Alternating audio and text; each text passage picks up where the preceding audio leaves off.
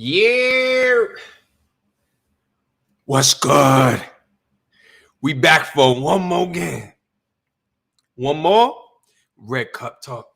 Leave a one down into the building right now. If you guys can hear and or see me, would wholeheartedly appreciate it. Okay, because as you guys already know, I never know if I'm live or not, but would appreciate a one down into the building. Okay. Shout out to everybody. Happy Saturday to you. All right. Happy Saturday. Happy Red Cup Talk. As per usual, we're going to have a fantastic conversation for you guys today. Okay. This is going to be a live reaction. All right. This is going to be a live reaction. All right. With the founder and the creator of the Krew Season. There's been a lot that's been happening in the content space over the last several weeks to months. All right. As you guys have seen on my channel, oftentimes I do reactions. All right. I've done reactions to the Krew Season amongst other content creators. The Krew Season stuck out, though. The Krew Season stuck out. All right. I did a reaction to their content. Shout out to Malcolm, Patreon gang in the building. He actually sent me the Krew Season's video first. Shout out to Malcolm. Oh, I see you down in there, my G. I see you down in there. He sent me the video to react to first. Okay. He sent it to me. I took a look at it. I said, this is fantastic content. I reacted to it. Some other content creators reacted to it. All right. And then it started to trickle from there. All right. I been Instagramming, DMing AC. I asked him to come through here today in order for us to have a conversation. I want to be able to have this conversation because I think like it's two worlds colliding. Okay. It's two worlds colliding, two content creators that have an idea of understanding everything that we hear in today's society and being able to consolidate that into a discussion that focuses on solution. Okay. That focuses on solution.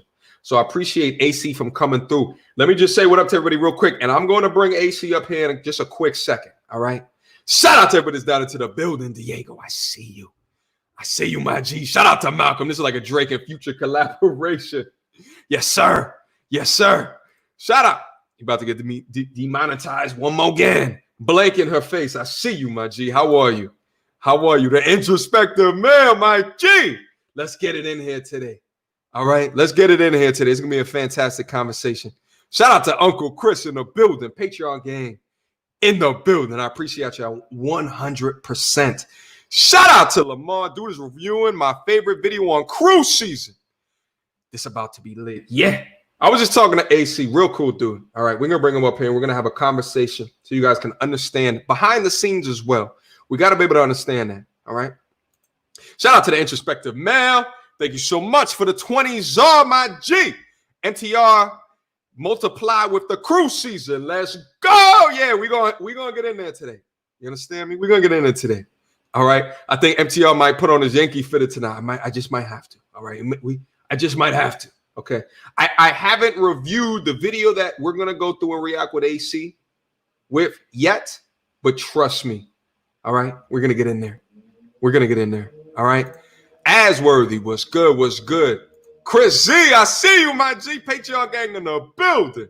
Patreon gang in the building. C Gully, I see you. Bobby, I see you. Dex, welcome back, my G. Welcome back. David, I listen, we're going to talk about it. All right. We're going to talk about it. We're going to talk about it. All right. Shout out to Malcolm. MTR putting respect on my name. Shout out to Malcolm. I appreciate you, my G. Shout out to Kenny. Thank you so much for the $5 super chat. Yeah, we lit. We down in here. Shout out to Blake. Shout out to Sam. I see you down in the building, my G. Guys, as you come into the building, do me a favor and hit a like on the button. All right. Hit a like. Make sure, all right, that like button that look like this looks like a thumb up. Looks blue. Okay. It's thumbs up. It looks blue. All right. Hit on that button for me right now, and we're gonna get into this conversation. All right. Listen, as everyone's getting down in here, I know it takes like 10-15 minutes to get down in here. Usually I do like housekeeping and stuff like that. I said, nah, let's just bring AC through and let's have a conversation about it. All right. Let's have a conversation. All right. Enough of the setup. All right. Without further ado, AC, how are you? Well. What's good, bro? Hey, man, listen. Good to be here. Listen, bro, I am humbled. I am honored. You understand what I'm saying? I'm a big fan of the Krew Season. I'm a big Appreciate you, bro. fan of you as the founder of the Krew Season, as a content creator. Okay, as the spearhead of that channel and all of the content. You know what I'm saying? So I'm humbled that you're joining us today. You understand what I'm saying? Man, glad to be here, bro. I appreciate it. I love what you got going on this channel, man. This shit is incredible, man. To be honest. Awesome, bro. Listen, man. I want to give you some time to introduce yourself. Like, if you want to say, like, where you from, and then double back into, what is the Krew Season? What is it about? Why was it founded? You know what I'm saying? But we want to know about the creator. We want to know about the founder. AC, Trill AC. Man, I'm from Port Arthur, Texas. Grew up out there, then went to college in U of H. I used to play ball, and been in Houston since about 2010. It's been a minute, but yeah, like the whole idea of Krew Season came about, man. Man, it's a funny story. We used to have kickbacks all the time, right? And we'd invite maybe 8 to 10 women. We had maybe 6 to 7 dudes in there, whatever. We'd be drinking, sipping, talking. And then every single time, because I'm the instigating type, you know what I'm saying? So every single time I would throw some kind of subject out there just to see how the room reacts, and like whatever, you know what I'm saying, whichever thing that we brought up that sparked the most interest, I just gas it on, gas it on, gas it on. Next thing you know, like we went from having a kickback to where you could hear the music over everything to like people done cut the music down and it's a full-fledged argument going on. You know what I'm saying? Right. So that's the origin of it. And then my boy Andre, who's also on Krew Season as well, he used to always be in my ear. He said, "Bro, we need to start getting this on camera, bro. Like this is like some good dialogue, some good conversation. I feel like a lot of people can learn from this." And when he first was telling me, I'd be like, I ain't really into that. You know what I'm saying? Because we was never really big on the whole vlogging video type of thing. You know what I'm saying? It was Twitter, Instagram, that's about it. You know what I'm saying? But one day I just decided, I said, you know what, man, I'm just gonna go out, get this camera, you know what I'm saying, and just try to figure this thing out. And here we are, what, 2 years later or something. Jesus. And let me also and a lot of people ask me this too. They ask like, what is your drive to be, to do this, or like how did you even start doing this? And I tell people like, listen, I'm on YouTube, but like I YouTubed how to YouTube. You know what I'm saying? Like I went through like tutorial after tutorial in order to figure out things such as like, the microphone setup to the lights to the type of camera, So like, do you do all of that, bro? Like, do you do that? Did you learn all that? If you could talk to us like, about that. Man, bro, when we first rolled this thing out, I had no knowledge of how to work a camera, no knowledge of how to work audio. I didn't like, that was like speaking a whole nother language to me, you know what I'm saying? But in the process of doing it, like I said, I just went out, bought a camera and just videoed some shit. Like I didn't even know how to work the camera. I didn't know about off-white balance or ISO lens, none of that. So we just out there shooting shit, and like the videos would be too dark. If we had white on, it'll be too loud. It was just crazy, you know what I'm saying? But as I went along, I just like you said, YouTube, we in the land of resources and information. So anything that you want to know is out there. You know what I'm saying? So people be on their phone 24/7 on social media anyway. So why not get on there and learn some shit that you can possibly benefit on later? So that was my mindset on it. And you know what I'm saying? That's what I did. I hit YouTube hard, start researching. Okay, what exactly does this camera do? Okay, what microphone would go best for the type of content we're trying to put out? And then after we got a shot, I was like, most of those early videos, I was just in my phone editing on iMovie, bro.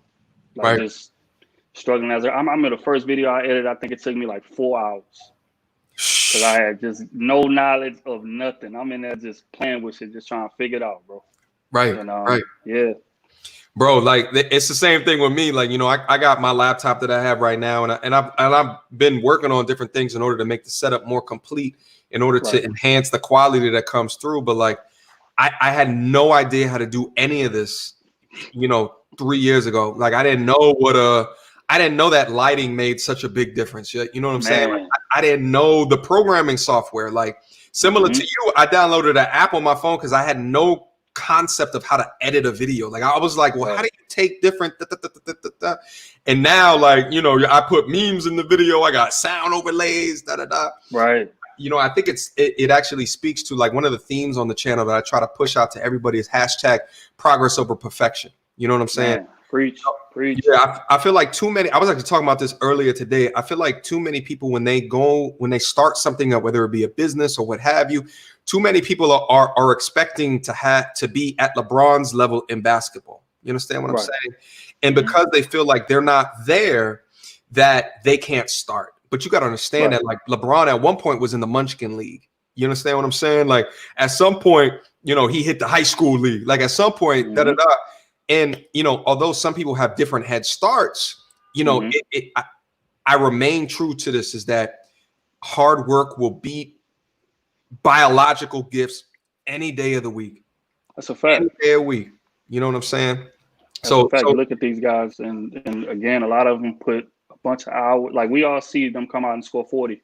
Yeah. We don't see them putting up 2,000 jump shots a day. We don't see them working on that same post move 400 times. So when they pull it off in the game, it's like second nature. You know what I'm saying? So a lot of things go into this, man. Like the whole behind the scenes. People have no idea. People think you just get in front of camera and just shoot some shit and put it out.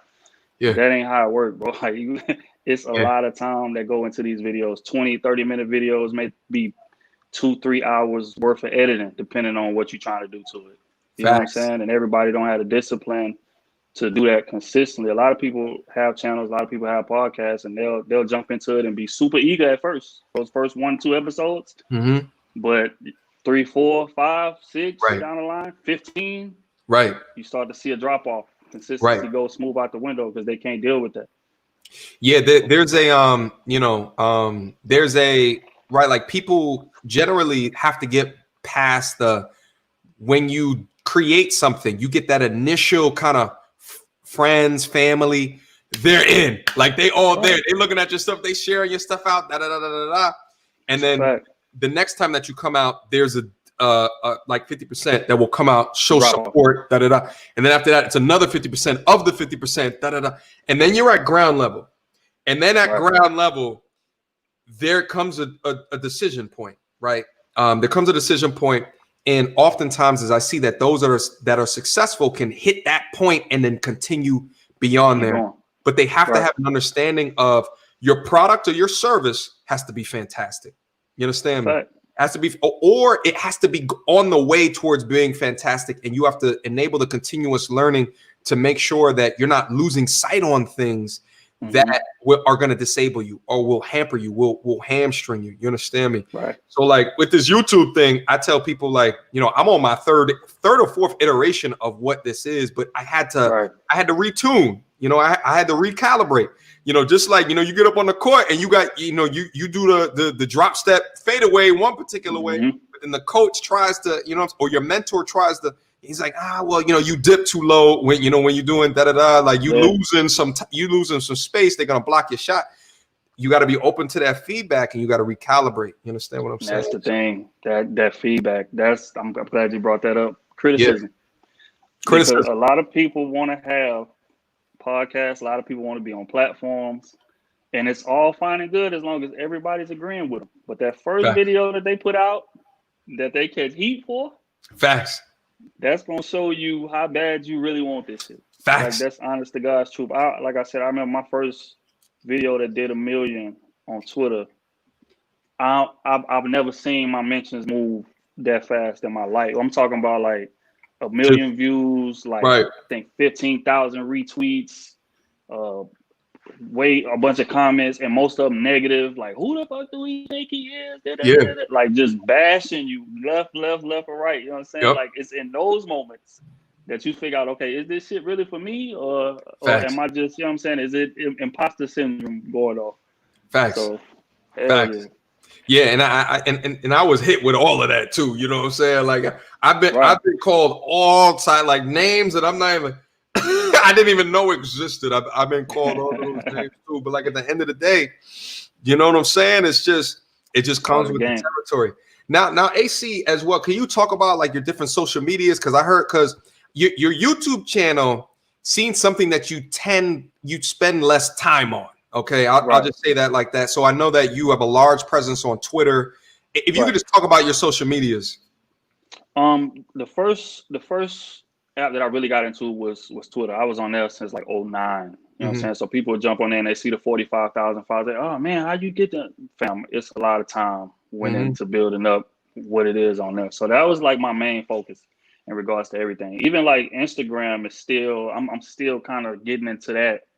But it was mainly just Twitter all day long. You know what I'm saying? Because I'm like a dialogue guy. I'm a conversation guy. So I like to debate. I like to, you know what I'm saying? And that's the perfect type of platform for that. So that's where I spent most of the time at. But when we first started making the videos, I was like, well, it doesn't really make sense for me to put, because like the Twitter timeline moves so fast. So you will put a video up and it'll leave the timeline in 2 minutes. You know what I'm saying? So you didn't spend a lot of time working on that type of stuff. So, and it's not really like a base to where you can add your full content on. So again, we were shooting 30-minute, 40-minute videos, and I could only put 2 minutes and 20 seconds worth of footage up at one time on Twitter.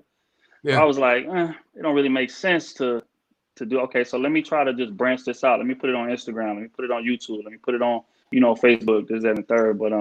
But yeah, so I'm still new to the whole YouTube phase. I'll be seeing a lot of people be like, oh, why don't y'all be responding or reacting? I'll be like, fam, like, to be honest, I'm just getting used to, because the YouTube community is totally different than the rest of those other communities. Completely. Totally different.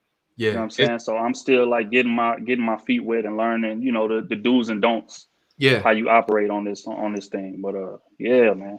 It's a lot different of a platform, but I think you bring up fantastic points, bro. And it's like, how do you make sure that you're appealing to the audience on the platform that you are at? And YouTube requires a dedication that honestly, I don't know how I could even stand up a Twitter at this point, because literally there's no more time left in a day for me. Man. There's no more time left in the day, and time is my most valuable asset, and I'm trying my damnedest to spend my time as appropriately as possible. At the same time, bro, and I'm sure like in Twitter, you probably had a whole bunch of like people retweeting. I mean, in order to get 1 million on Twitter, a whole bunch of people, probably well-known people as well. Also from a YouTube perspective, I had it sent to me from someone from my Patreon game, and it was that conversation. I'm gonna bring it up here just real quick, so folks who are not aware can understand a bit of your content. Hold on, let me share my screen real quick so that they can see it. This video right here. Okay, now I put this one up May 11th, and actually this was part 2 of the video. Okay, because part 1, I want to say I put up like maybe 2 weeks before that. This one was, I think her name was Kelsey, if I remember correctly. And it was a conversation that maybe you had like maybe 2 years ago or a year and a half ago. It was actually a pretty long time ago. And someone sent it to me, and I ended up doing a reaction off of it. And I did it specifically. Now the conversation was like, there was like 4 other folks reacting with it, but I reacted specifically off of the things that she was saying. I mean, I keep it a buck, bro. It's because she was tripping. I want you to be as cautious of her as you are of me saying this. Like, I hope you don't ever think that you have a side bitch who's just enamored with you. You don't. You don't. She's there for an alternative resource. So you would be a good. I've never been a side bitch, so I can't say that I would. So if the price is right, possibly, yeah. Okay. So I had to turn that up real quick. Okay. And for folks that are just getting down in here, we're going to be reviewing a video that AC has chosen. Okay.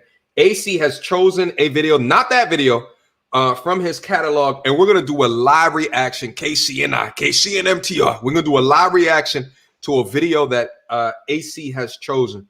But I'm making sure that folks who are unaware of where AC is from the Krew Season. I'm seeing ladies right down there. Oh my God, not that chick. Shout out to La Princess. But yeah, she was tripping on that video. And here's the thing, bro, is like I reacted off of it. There was a couple of other content creators that reacted off of it. But then also Abba and Preach, who's like, your favorite YouTuber's favorite YouTuber. Like they're some of my favorite YouTube commentators. ended up picking it up, and they ended up reacting to it as well, bro. So I just want to get like an initial reaction of people picking up your content and then, generating content or reaction. Oh, my bad. Hold on.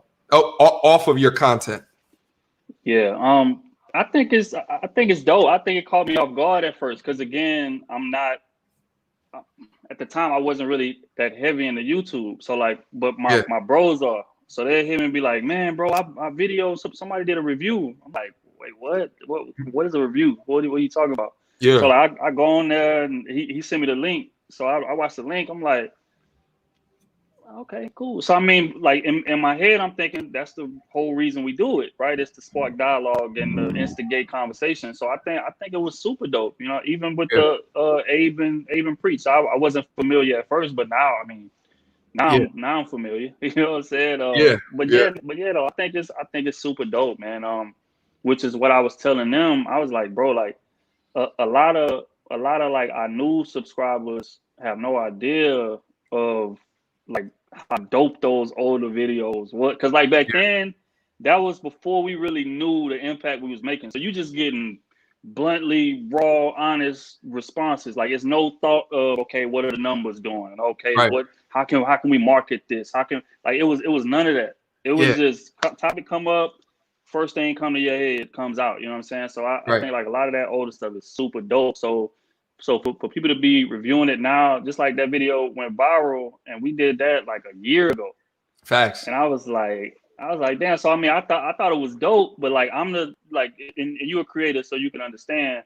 You always thinking, okay, what I mean, that's cool. The old stuff cool, but I'm trying to get some new stuff. I want to see what new I can create. You know what I'm saying? Yeah. But yeah, no. I mean, but as far as the love is getting, man, it's crazy. It's crazy. I think my auntie hit me on Facebook and was like, "Is that your Krew? That's your company?" I'm like, "Oh my God, it made it over there." Comedy, bro. Listen, and that's the thing too, and that's what like in 2019, I was doing a lot of reactions. Like pre-COVID, I was doing a lot of reactions, having like a woman like right here, right? Or having like one of my dudes right here. And here's the thing: is that like because my channel has not like. I don't have the Abe and Preach type numbers, right? Like I'm not doing that yet, at least. But because of that, you will get that though for sure. I mean, I'm trying to strive for whatever is in store for me. But at the same time, but because of that, the people will come in here and give their honest reactions to things like this, them as true, and I have to be mindful of that, like going into the next season. In that, that they may be giving me what they think my subscriber base would want to hear. Right. You know what I'm saying? Right.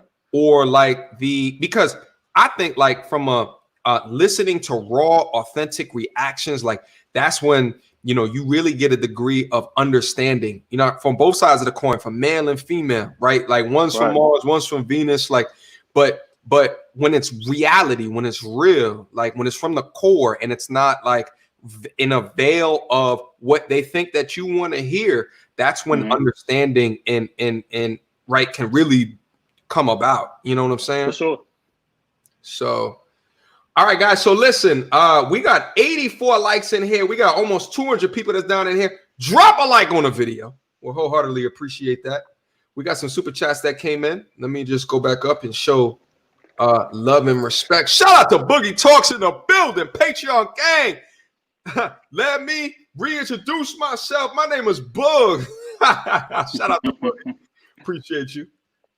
As always, my G. Okay. The grind is on. All right. Got my new camera and mic, currently editing my soon coming book. Top 10 dating mistakes men make. # progress over perfection. Less work. Shout out to Boogie Talks.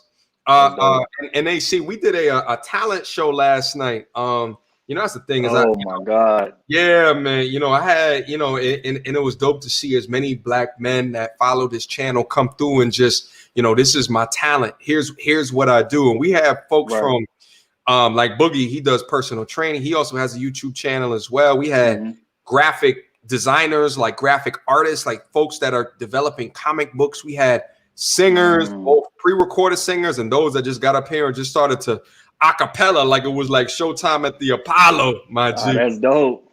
It was dope, it was dope, bro. And it's definitely something I got to bring back at some point, because it was dope to see the diversity of talent of what we possess. You know what I'm saying? Right. You know, and I just feel indebted in order to, put that on a pedestal, like put that on a platform. You know what I'm saying? I think the hard work and the dedication is gonna win, but sometimes you gotta look back and try to pull those forward. You know what I mean? For sure.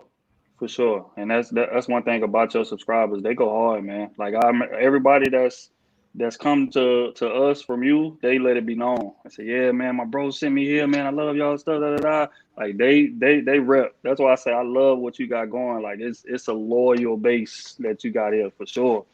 Yeah, it's big love. Like sometimes I look down into the chat. I'm like, what have I? Right. But it's still, it's so much love, man, and it's a community. You know what I'm saying? We're trying to build like-minded people who are dedicated to growing in themselves, but once they figured it out, they make time to give back. And I think that is huge, because there's a lot of us who get to that point and then check out. You know what I'm saying? We check out, like, oh, I got this, I got that. I'm all signed, sealed, delivered, ready to go. But it doesn't stop there. Right. You know what I'm saying? It doesn't stop there. Real quick, got a couple of super chats. Shout out to Boogie Talks. Got my first 1,000 views on my fitness channel. Shout out to Boogie Talks again. Thank you so much, bro, for the $2 super chat. Boogie, okay, got 17 jobs. That brother keep working. Guys, and stay tuned. After we get 140 likes, we're gonna get down into the video reaction. Okay, we need 30 more likes. Okay, we need 30 more likes. We're gonna get into that video reaction. All right. Shout out to Sean Bills. Yeah, Patreon gang in the building. Shout out to Sean Bills. Patreon gang, stand up as per usual. Shout out. Hold up, I gotta get my soundboard ready just real quick. Shout out to Joe No Knows. Shout out, my G. Changed my name, MTR, but you know who I am. Yeah, I do, my G.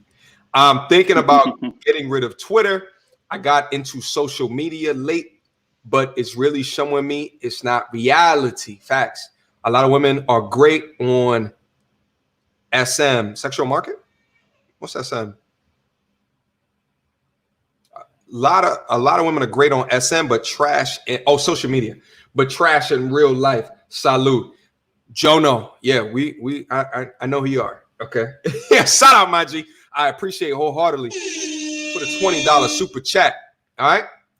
Shout out to Malcolm at S. What was AC thinking hearing Kelsey in real time? Here's the thing. I was getting ready to ask him that as well. Let me put this up on screen real quick, bro. Now the brother to the right, I forget his name. Andre. But I've seen him on a lot of the Krew Season reactions. You know what I'm saying? Right. Was this did y'all talk about this? Because you have to be in the editing process. Like, I don't know. I'm asking, but like, so what was your reaction off of that? Man, bro, the crazy part about it is that we was in the room. We was all in the room while they were shooting it. So it's like when we hearing the responses live and on the spot, and it's just like, oh my God, like what is she like? She really means it. And I'm like, well, at the same time, on one end you shocked, but on the other end it's like, damn, I respect it, because she's really coming out and standing on, you know what I'm saying, what she's saying. It's not on some like, oh, it wasn't timid. It was like, this is what my demands are. So you gotta respect that. You know what I'm saying? But at the same time, was we shocked? Hell yeah. I was just like, wait, what? Yeah. But at the same time, you gotta respect it though. Yeah. And that's the thing, bro. I think like it's a respect from a okay, that's the views that you hold. Okay, it's a respect from that perspective, but at the same time, I think like that mindset is just, man, that is a tough one to try to uplift. Okay, for sure. And here's the one thing that I said within that reaction. I said like she's definitely been hurt to to some degree. And you probably know her, so you have a lot more background on who she is as a person. But outside of all of that, from the outside looking in, I'm seeing someone that is having a very defensive reaction based off of the information that has been shown to her. There was degrees within her reaction that was like, just dudes don't like nothing but big top and big bottom. And I'm just like, right. Damn, I don't think that that's true. I think like we like that, but at the same time, we can discern between, you know, those that have those accolades, but are not in it for they're not dateable, right? Mm-hmm. But you can look at them and have fun with them, you know what I'm saying? But you're never gonna take them serious, right? You know what I'm saying? So it was interesting to see that, but it was also really interesting that she had all of these requirements, but she is a single mother. I don't know. So just quick reactions to that, bro.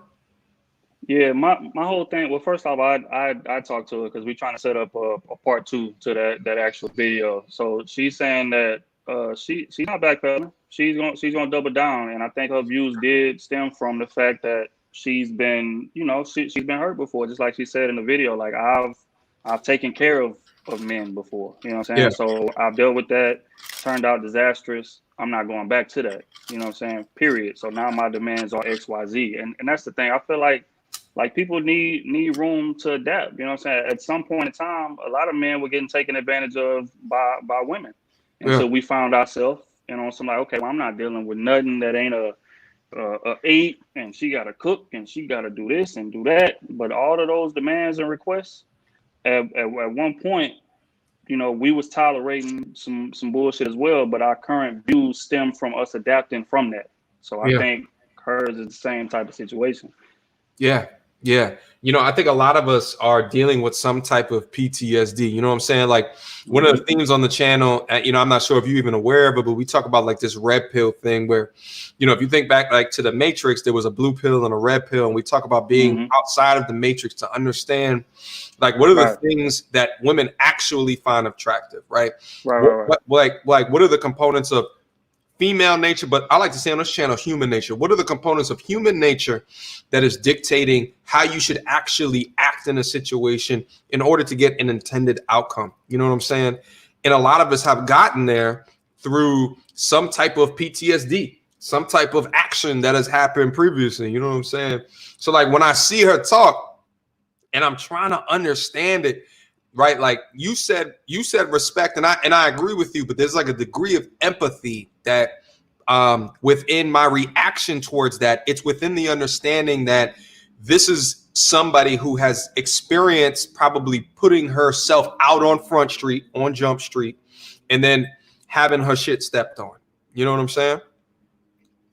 Right. You know what I'm saying? So I think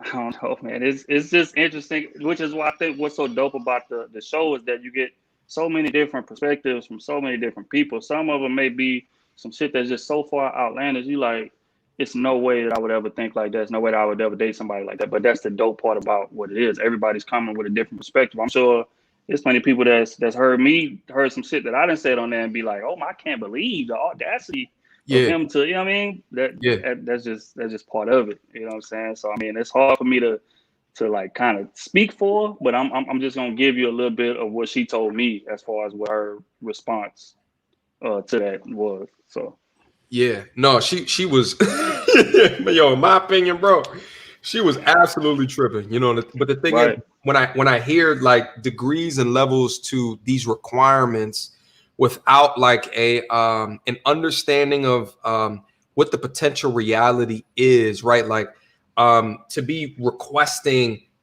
double, triple, quadruple what you make, right? Like, so just totally foregoing equal yoke, right? Like totally foregoing and saying with my baggage, with me understanding that I will side chick myself to another richer man with all of that shit. These are my requirements, you know, and it's mind blowing to me because there's a degree of, obviously there's a degree of hurt, but there's a degree of not acting well within reality, a reality that's gonna lead to ultimate happiness on the back end. Like I feel like you are continuing to set yourself back because of the very simple way of thinking about what a dude likes and how you're gonna add value to his life, bro. Mm-hmm. Yeah, I agree 1,000%. One thing though that I did want to clarify, I think a lot of people took out of context when she was speaking about.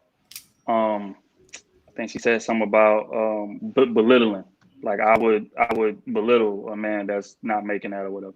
Basically, what she was saying is that my standards are here, and the reason I won't date a guy that's below those standards is because this is what I'll do to him.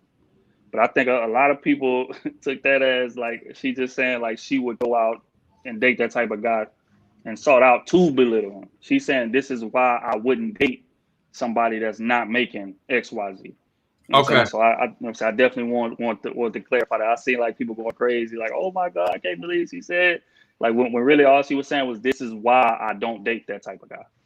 So. Okay. Now, bro, I think it's still damage way of thinking. Oh, for sure. For sure. Yeah. For sure. It still needs some cleansing. You know what I'm saying? Like I agree 1,000%.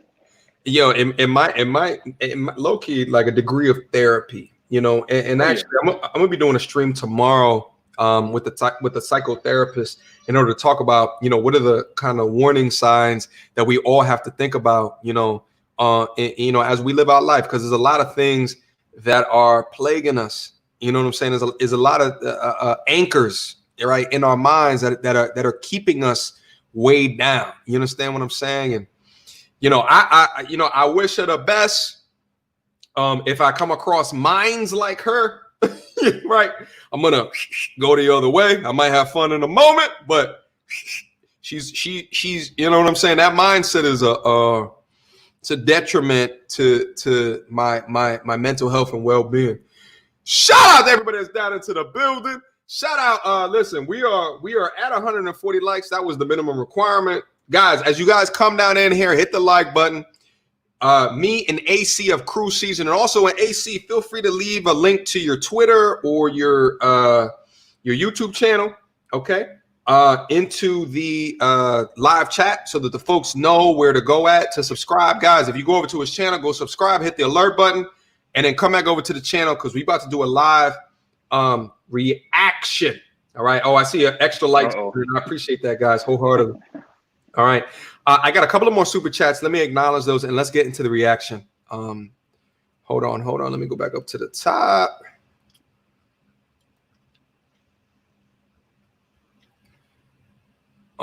Shout out to Sean Bills. I have an EP. I have a song on my EP about this topic. Shout out to Sean Bills. He came through last night to the talent show. Appreciate you, Sean Bills. Okay, that's Red Pill Thanos for folks that do not know. Shout out to the introspective male, Red Cup Gang. Yeah, we still out here. Shout out to AC. Peace and love, my G. Shout out.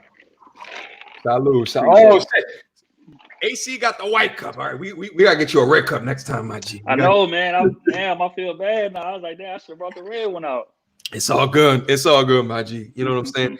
This hopefully won't be the last time that you are up here. You know what I'm saying? So we'll do it again. Yeah, for sure. All right? Shout out to Practitioner Houston in the building. Okay. And you're born and raised in Houston. You still in Houston, AC? Well, I'm born in Port Arthur, but I moved to Houston around 2010. But yeah, no, I'm definitely still in Houston. Houston is my second home. I love it. Yeah. No, I bang with Houston. One of my best friends used to work at Chevron down there, so I've been down there a couple of times. You know, he lived it was on Fanning Street. Yeah, right. Yeah, I know what Fanning at. Yeah, Fanning right off of 610. Yep. He lived in one of them high rises. I remember his building had like a basketball court on the 9th floor.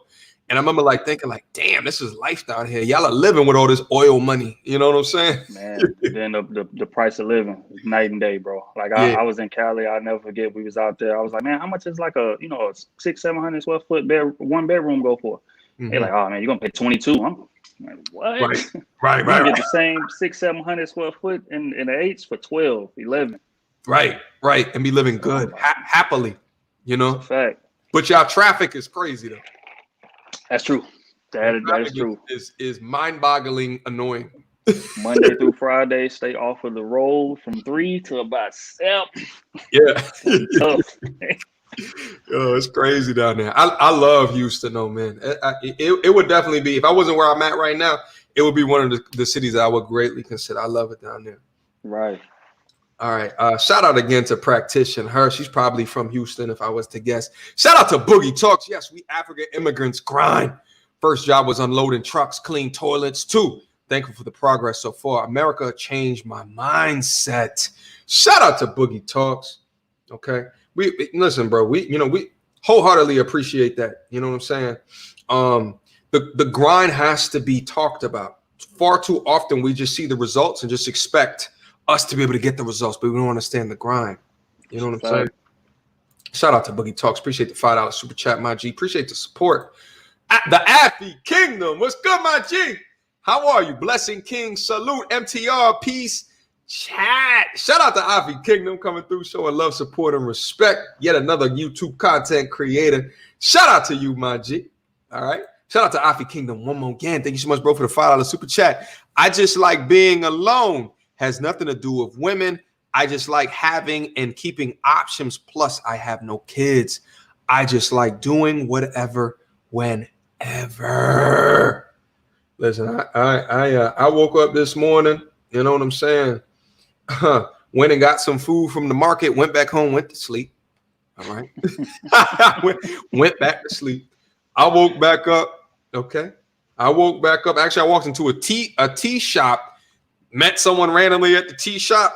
We ended up going to the bar. You know what I'm saying? And now I'm over here, and we over here doing a live stream. And that, that's the live stream that's afforded to you if you have options, if you have availability. You know what I'm saying? Right. Well, I wouldn't know nothing about none of that, man. Availability, options. Bro. Oh yeah, I'm married, baby and all, man. Baby and all. Those days was fun. But yeah, in the reality right now, oh no, get up and just move and do what you want to do. Nah. That's over with. Yeah, no, it's a lot different than a lifestyle. Honestly, we about to get to this reaction, bro. But that probably needs to be a whole video onto itself, because I would say most of the people that's onto this channel have adverse feelings regarding the whole marriage thing. You know what I'm saying? Yeah, okay. I think a lot of them do. You understand what I'm saying? So it'll be good eventually if we can circle back into that conversation. For sure. All right, so listen. We got at least 140 like buy-in. I appreciate everybody's down into the building. Please, as you guys come in, continue to like the video. We'll wholeheartedly appreciate that. Let me bring up the main event, what you guys have been waiting for. Now, also, too, let me also make sure that you guys understand this. The video that we're about to go over is about a 35 minute video. We're not going to go through the entire video. As you guys already know, I could take a 10-minute clip and make that to a 5-hour live stream. Okay. Shout out to that Chloe video that I did. Shout out to the AMS video that I did. Y'all already know I could do that. You understand what I'm saying? This is a 30-minute clip. This will not be a 4 or 5-hour live stream. Okay. This will not be. Okay. I know y'all savages down in there like to keep me. You will not keep me today. It's a Saturday night. It's beautiful outside. I got shit to do. Respect me. Okay. All right. All right. Shout out to Elisa. MTR trying to get him in trouble. No, I'm not trying to get him in trouble with you. Nah, man. It's all love. It's all love. It's all love. All right. So let me bring up. So AC, anything else to share about what you're doing right now, or where the direction of the channel is going before we get into the reaction, bro? Well, I've been seeing a lot of people asking, like, when we're gonna get the 2-on-2s back started. That's definitely back. That's definitely coming again. You know what I'm saying? I think just right now we're rolling out this podcast, so we're trying to familiarize ourselves with this process. But definitely plan on more the man and woman back and forth debates that everybody loves or whatever. But as of right now, it's podcast central. So everybody go follow the podcast. We're going to leave a link in the comments. Krew Season everywhere, Instagram, Twitter, YouTube, of course, y'all know. But yeah, so, that's the focal point right now. And then, like I said, just trying to branch out, just do different things. I just did TMZ last week, interview for them. So that was like super dope. Shout out to all for TMZ. Yeah. Yeah, they had me on to discuss one of the topics that they did or whatever. I say I'm gonna post that clip on the YouTube page so everybody can go check it out. But yeah, no, that was super dope. So I got to get a taste of what that live TV life is like. It's totally different, bro. It's totally different. Yeah. But That's what's up. So were they asking for your opinion off of a clip that you did, or like what? Nah, it was this current event type of shit. Like basically it was over the Dave Chappelle, Don Lemon fallout. Yep. So Don Lemon basically was like, why don't celebrities speak up more often or whatever, called out Dave Chappelle by name. So they TMZ reached out, asked me to come on and give my take on it. So that's love. Yeah, I went on there and was, you know what I'm saying, talking that talk, man. But that's love, but bro. yeah. Yo, congratulations, bro. Yeah, so like, I appreciate it. You know, whether or not you post that on the on your YouTube or on your Twitter, man, we gotta you know, and make sure like afterwards, I'll make sure I put all your contact information in the description of the video. But feel free to type into the chat so people know what the Twitter handle is, what the YouTube handle is. Yeah. It's hard for me to keep up. You may have done all that already, my G. So, but feel free. It's all good. To put whatever you know what's in. All right, cool. And let me get this resource up while you're working on that. All right.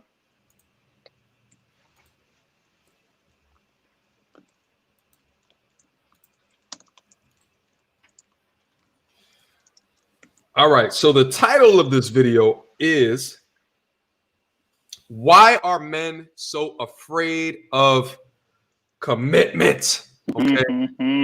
Now I reached out to you. I was like, bro, we could go over any video that you want to do.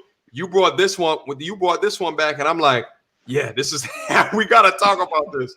We gotta talk about this. So I'm gonna let you intro it, bro. I'm gonna let you like, you know, what can we expect? Like, you know, what tone or why would you even make this a topic of conversation? Why is it important, bro?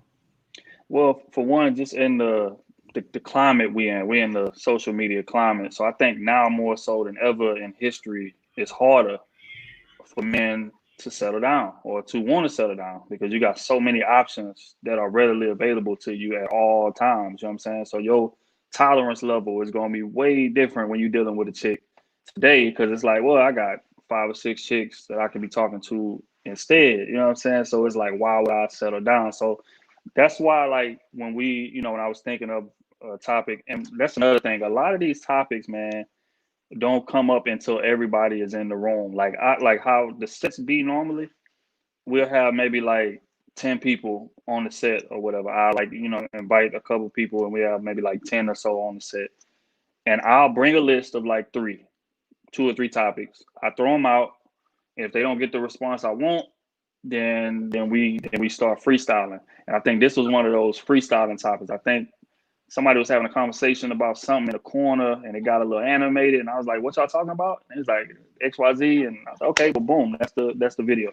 So I think the reactions in this video, like you're gonna be able to sense it. It's gonna be just so like, you know what I'm saying, fresh and, you know, raw. I think that provides for the best content. So that was the thinking behind this. Yeah. No, and I appreciate you setting that up, bro. And here's the thing, like I looked at the title of this video and what I said to myself is like, you know, it's not necessarily the fear of the commitment, but I think it's the fear of the repercussions, right? It's a fear of the consequences and what that means, or perhaps like the lifestyle change in that as well. You understand? It's kind of like, you know, I know you're married. We were talking about marriage earlier. Like, I'm not scared of marriage, but I'm scared of if the marriage goes wrong. I'm scared of the divorce. It's not the marriage that I'm necessarily scared of, right? So like, and shout out, like we did a live stream yesterday with one of my soon to be frequent guests. Shout out to Blue Pill Sam if you're watching right now. But we were talking about the reason why I think the way that I do versus the way that he does. And and one of the things that one of the callers says, shout out to Mr. Shea. He says something like, you are scared of, you have a fear of consequence, right? But here's the thing, and this is where I think like so many more men today are putting their rational minds, their logical minds behind, you know, this thing of a long-term relationship, this thing of a marriage, because they're really thinking about it as opposed to just stepping into the role and then going back later and then having regrets, right? Like, and I'm sure, you know, I don't want to dry snitch on any of my friends. I got friends that just like, I'm like, bro, you should not be married. I'm like, straight up, you should not be married. You did this way too early. I understand that she was a good girl, but you weren't ready. You weren't ready. And now because of the activities that you're doing, you're putting yourself at risk, right? Man, but not to even cut you off, but I understand the thinking behind that as well, though, because it's like, just like I just said, it's so hard to find a good woman that when you do find one, even when you're not ready, like, because that's how most men operate. Like, when we find a woman, most times, like when we find a good woman, more times than not, we're not ready to have her. She comes at a time where we in our prime, putting up crazy scoring numbers. We got 5, 6 different chicks in rotation, and then she'll present herself, and then it's like, damn, so now we at a crossroad. So what do I do here? Do I be honest with her and risk losing her when I'm dealing with 6 women that I know is not on her level? Yeah. Or do I just try to play the part until hopefully she sticks around long enough to where I can get rid of my roster? Yeah. That's the like thinking behind it. You know what I'm saying? So I can't even really blame them for moving that way. It's just on some, man, can I just please get ready before she get tired of my ass and dip, and then I'm, you know, ass out. Yo, that's some factual shit you just said, brother. It's like, you know, I like to think about it like economics, right? Like, like, you know, we all have our market value, like in the dating game, and we're all shifting, right? Like, as a dude, right? Like, you know, you get a new promotion, all of a sudden your dating market value went up significantly. You understand what I'm saying? And the things that are determined to be high from a male's perspective, often we come into that the older that we get. You know what I'm saying? Like, both men and women, we both age at the same time. But if you think about like what a man finds attractive in a woman versus what a woman finds attractive in a man, you often see that the younger a young woman is the more attractive that they are, but yet the older that a man is the more attractive that he is. So it's kind of like this willingness to pay in the economic value scale seems to intersect at some point. But like, if you get someone who, you know, is at the lower end of the scale from a male perspective, you know, he may do things to put her up on a pedestal. Meanwhile, she's at a high dating economic value. So she's not going to show him as much respect. She might think that he's a good catch. But at the end of the day, she's got other options, and she knows that she has options. You see what I'm saying? Or like a dude that's high in abundance and confidence, he could be, you know, at the high end of that economic dating scale, and he can have women around him that's validating him as well. And he just keeps them around in order to continue to boost up his ego. You see what I'm saying? That's the thing. But just like you said, it goes back to market value, because it's like, as a man, let's just be honest, the more attractive women that we have around us, the higher our market value. And that's for 2 reasons, right? Is because, for one, you're getting praise from men because you got a lot of attractive women. And for 2, you are attracting new women, because nothing attracts new women like you having a couple bad ones in your stable. Facts. You know what I'm saying? So it's just wild, because the same shit that they crucify us for, that's what attracted them to us to begin with. Facts. So it's just a fucked up game, but you know, it is what it is. Yo, complete and utter facts, bro. Like, honestly, some of the baddest that I've had in the stable came off of them knowing of other ones that they consider a high dating economic value, and knowing that I got the guts, knowing that I got the viscosity, and they're like, "Ooh, I want to give him a try." You know, I want to give him a ride on the carousel. That's been some of the baddest that I could think about. You know what I'm saying? That's the game, because if you think about the caliber of woman that you was pulling right before you got your legitimate roster in order, and then you think about the caliber roster that you pulling once you hit that peak pulling stage, you got about 2 8s on the roster, 7. You like really doing your shit now. So all of a sudden, just like you said, like, women are super competitive, and that's another thing that they won't admit to. Super competitive. You know what I'm saying? Matter of fact, more so competitive than us, to be honest. because they'll see a chick just like you said, in their mind, this girl is on a certain kind of level, right? So if I can deal with the dude that she dealing with, that means that I'm on her level as well, or higher, because I took him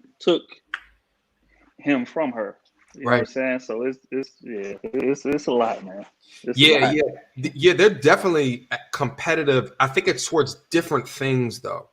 I think women are more competitive from a social hierarchy perspective, and a lot of that social hierarchy is who they're dating, right? And also so you'll see a woman, like dudes, we don't care what our guy friends look like. You know what I'm saying? If we homies, but like you'll see a lot of women that care from a visual perspective what their homegirl looks like, and won't be friends with girls unless they hit a certain level of beauty. You see what I'm saying? And it's because they establish their social hierarchy a lot of the times based off of what guys find attractive. So they will only be next to other attractive women. You understand what I'm saying? We're guys. I don't give a what you look like as long as the mindset. You know what I'm saying? We on the same way. I know you're gonna hold it down in a moment. You gonna hold me down. You have proven yourself. You can ride. I don't care. You know what I'm saying? A lot of times we'll put some not so good looking homeboys on some bad ones. Yeah.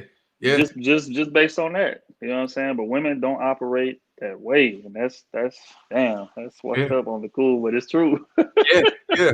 But then also you also hit it on it as well, bro. Generally, like women don't care on a man's body count in determining their value. But on the flip side, a dude will judge a woman's body count and understanding their dating market value. You know what I'm saying? Like I have never had a woman understand what I've been doing in the streets and will discount me because I've been dipping in a lot of different viscosities. You know what I'm saying? Hell no. But at the same time, and in fact, those that know, and I've told women before, and they might ask me yo, did you mess with my homegirl? I'll be like, yep. And I never lie on shit like that, because at the end of the day, I know in my mind you will not discount me because I mess with your homegirl. In fact, you probably find me more attractive, depending upon your relationship with your homegirl. You know what I'm saying? But it's the exact opposite from a male perspective, right? Like if you find out that she's been all up around the block and around 2 times, around that same block, you I don't know. She's got to get the totally different. Yeah, right. She got to get demoted to pure viscosity. Okay, or friend zone. It just depends. All right. So listen, AC, I think we have appropriately set up this video. You ready to go through it, my brother? Let's go, man. All right. Listen, why are men so afraid of commitment? Without further ado, why don't men commit? Shit, I mean, how much time y'all got?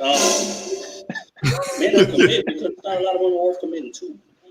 But men don't commit because there's too many options. Like, I be having to remind myself, I think I'm special, but the bitch that he talking to and texting right now, she thinks she's special too. So we all sitting here thinking we special. We all sitting here thinking we could change a man. We all think we the prize. We that's he your ain't first gonna problem. Time out. I'm gonna let you finish. Like Kanye, I'm gonna let you finish. But you think you can change a man. You can't ever change a man. A man is gonna do what he wants to do. Just like you're gonna do what you want to do. Am I right? Yeah. Okay, so at the end of the day, when a man wants to commit, he'll commit. He knows when he's ready. He knows when he's met his queen. He knows when he met someone that, has the utmost potential. Yeah. AC, let me ask you a quick question, bro. Does everyone know each other or are people just meeting for the first time?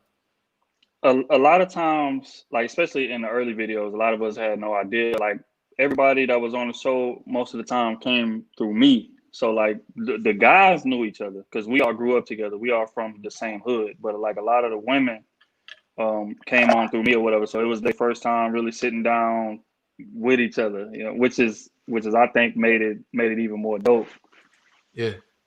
All right, cool. We appreciate the context. You know what I'm saying? Right. All right, let's get back in there. Not hesitant to commit because their egos are broken easily. And then once it's broken, they want to just hold around until they're 35 and then they're ready.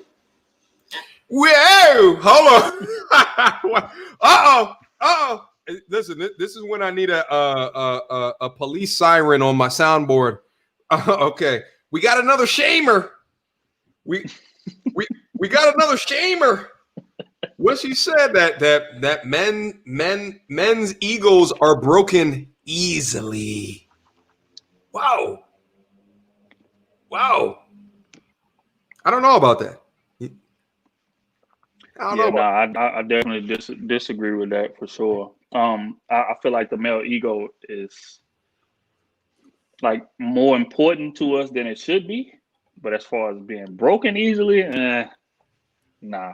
Because men will sacrifice our own happiness behind our ego.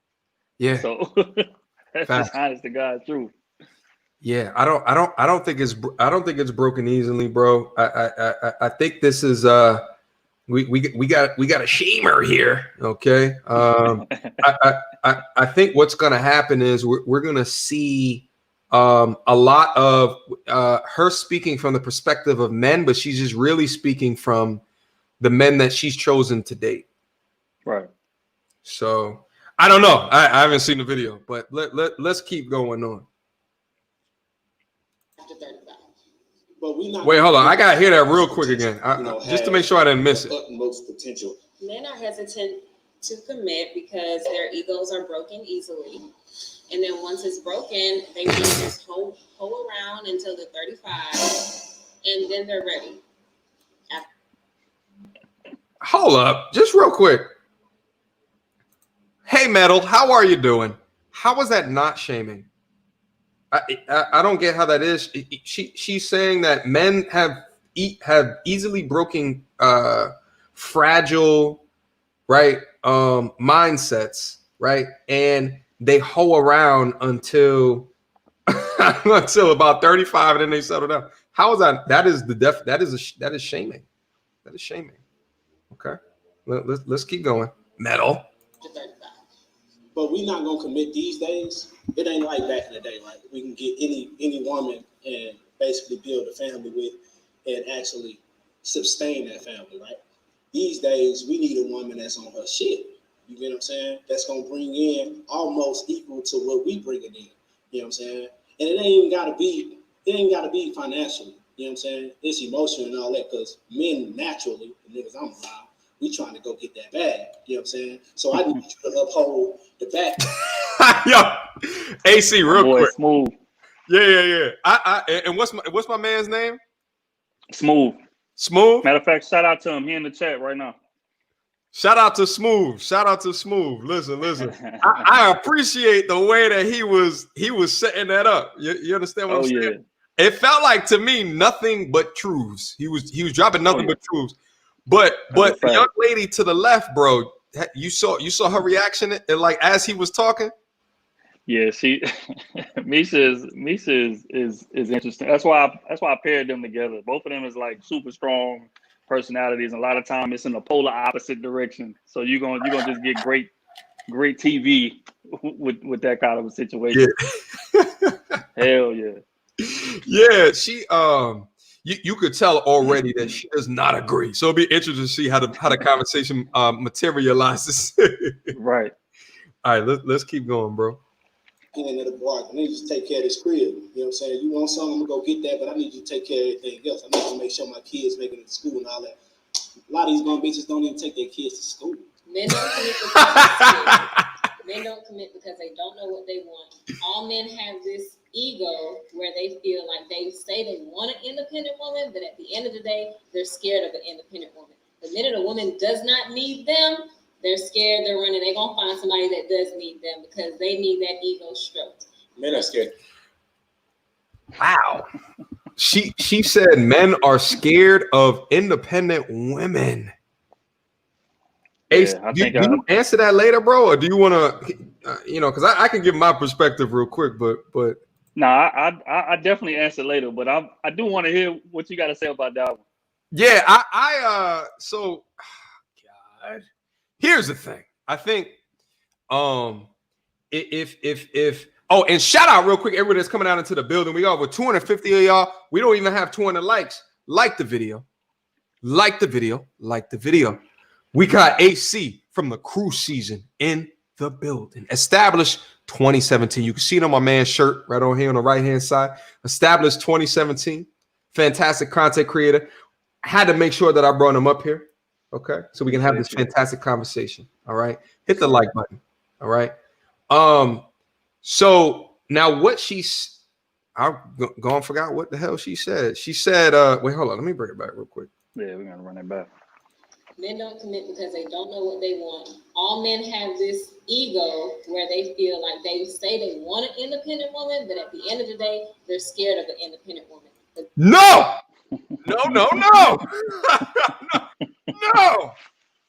that is not true. That is not true. Men are not scared of an independent woman. We're not scared of that. And in fact, I would appreciate. Here's the thing. I want if I was to think of a significant other, she is busy. She is busy. She's got her friend group. She's got church, something on the weekend that she goes to. If she's into that, she's got recital rehearsal. She's got all of these hobbies / she's got within her 9 to 5. She's doing her thing. But we can set up time in the future to link up eventually, right? You understand what I'm saying? It's not like now. And here's the thing: what I'm talking about. I know there's a lot of dudes that's down into the chats that don't agree with that. Like they want they want a woman who doesn't come across as doing their own thing. And I think like the word independent has been it's been construed, right? Like the way that I described it was independent. Now it's not to the degree of independent of Beyonce, Miss Independent, whatever those songs, or Andy, like all of these songs that talked about I don't need a man. Like it's not that level, but in terms of like I want in a home, I want you like in the home, but not necessarily here all the time. You know what I'm saying? Right. Like it has to be a good set off from that. What you think about that, bro? I agree, man. I feel like an independent woman would make our job easier. You know what I'm saying? I think she's talking about a specific type of dude, like a dude that really don't have too much going on. Because just like you said, if you're a creator, or if you work a lot, or if you get into any kind of bag, you don't really have a lot of time to even be focused on that. So if I got an independent woman, she's gonna make my life 10 times easier. Because for one, she's gonna be busy, and for two, finances is never gonna be no issue, which is the main reason that most couples break up anyway. That's a fact. That ain't even conjecture. But as long as those two things are in order, as long as we can have our adequate time to each other, and finances is not an issue, I don't understand why we would have a problem at all, to be honest. Listen, so bro. That's why it just caught me so far guard. I was like, wait, what? Like, why would that be an issue? You having your own money, cool, okay. So I get some help. You got women out here that want to be taken care of. Yeah. You know what I'm saying? So the hell nah. Bro, I completely agree. And listen, everyone that's listening, I apologize, but we have a protest happening outside, so you guys might hear some noise in the background. At the same time, bro, like I 100% agree with you. You understand what I'm saying? Like, because I get questions on the channel, right? And I think like a lot of it has to do with this kind of understanding of the difference between having a traditionalist view where a man is producing and then a woman is reproducing, versus what we have transitioned into, which could be much more of a modern dating culture, right? Within this modern dating culture, you have different, right, like roles and responsibilities. And I think whatever you can set up with your significant other should be something as long as you guys are both happy within that. Right. At the same time, you know what I'm saying? There is a lot of requirement as a man to do more than, right? Like there is a lot of requirement for a man to be better than. And what you often see is women, black women, this is the black women thing, emasculating in different ways in order to feel powerful within that. And the thing is like, it's not all of them. I'm not going to sit over here and be the all police, but it's a degree of them. So like when I have conversations with them, right, like it ends up to me going back to a degree of, and it's the thing, like, don't hide what it is that you're doing, right? And I get some of my homegirls that say, yeah, well, I got these degrees, but on a date, I don't even talk about my degrees, because then it self-selects out a lot of these dudes that I would be interested in. But at the same time, like, you know, I think there just has to be a, you know, that like irrespective of how you define the traditionalist role and the modern role, right? Like, it's just like whatever is happy for y'all. You know what I'm saying? Like, as long as y'all can concoct that in a way that makes sense, I think that it's important. As long as it's not done without culture's infusion, as long as it's not done without your parents' infusion of how y'all should run your lives. You know what I mean? Right. Yeah. Here's a question. Do you feel like as a because like men are so used to women being readily available to us at all times. Yeah. Even if we are busy, when we do get that time off or we get that time away, we just expect her to just be ready to kick it at all point in time. So do you feel like, say for instance, you dating a woman that's just as busy as you, do you feel like that could potentially become an issue down the line? So the issue in being like the expectation for her that when she's ready, she'll be ready to go. Right.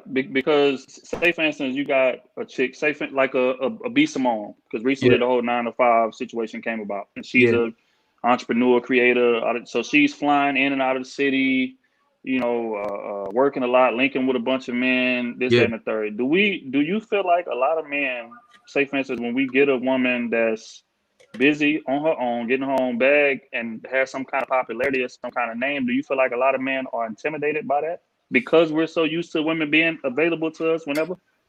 Well, that's the thing, is that like I think like the answer to that question is very unique to each person.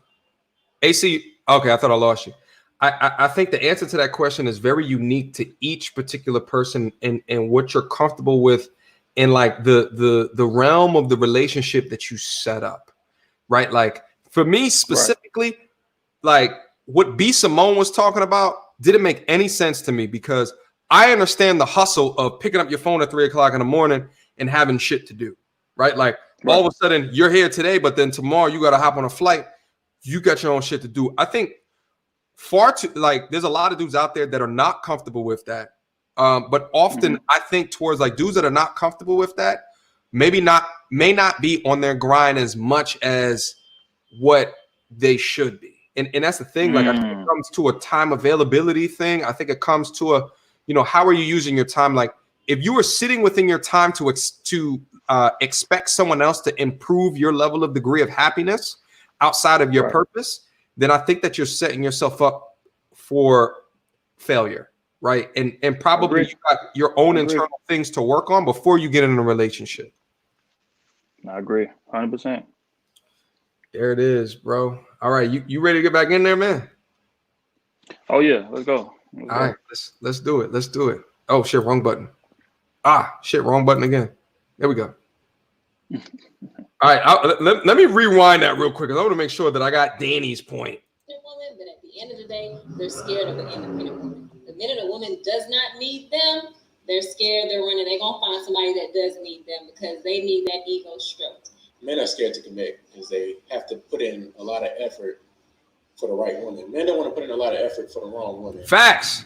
Because it seems like my man's back said that ratio is 10-1. So we don't want to be out here and pick the wrong one, and we got 9 others that we could have been. Your ratio is 10 to 1, 10 to so 1. It takes you longer to figure out who you want. Yes, because we got a lot of options out there. That's a fact. Because we got That's why it takes you a long time to commit. We got to find the right one. What? Wait, hold up.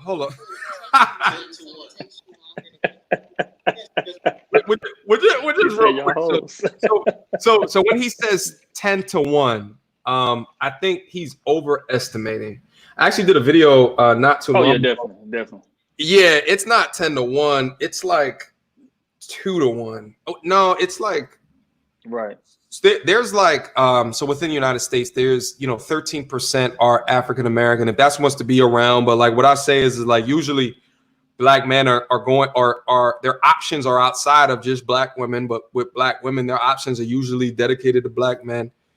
But then at the same time, those numbers, right, like the 10-1 doesn't really make sense to me, because like what I think he might be talking about is the amount of black men that, you know, have, you know, felony offenses, are in jail right now. Those that don't even look at That's women. what I was about to say. Yeah, are homosexual. And I did some of those numbers on the channel, and it's not 10-1. It's more to like 1.5-1. You know what I'm saying? So, but hold up. She followed up with something critical. Let's go back down in there. I want to get your reaction, AC.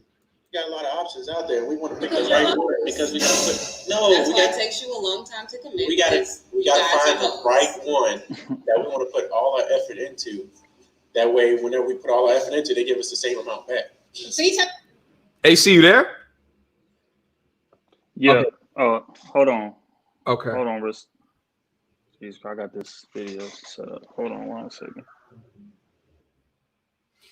No worries. Listen, I'm gonna go over some of the super chats just real quick. I just saw them come through.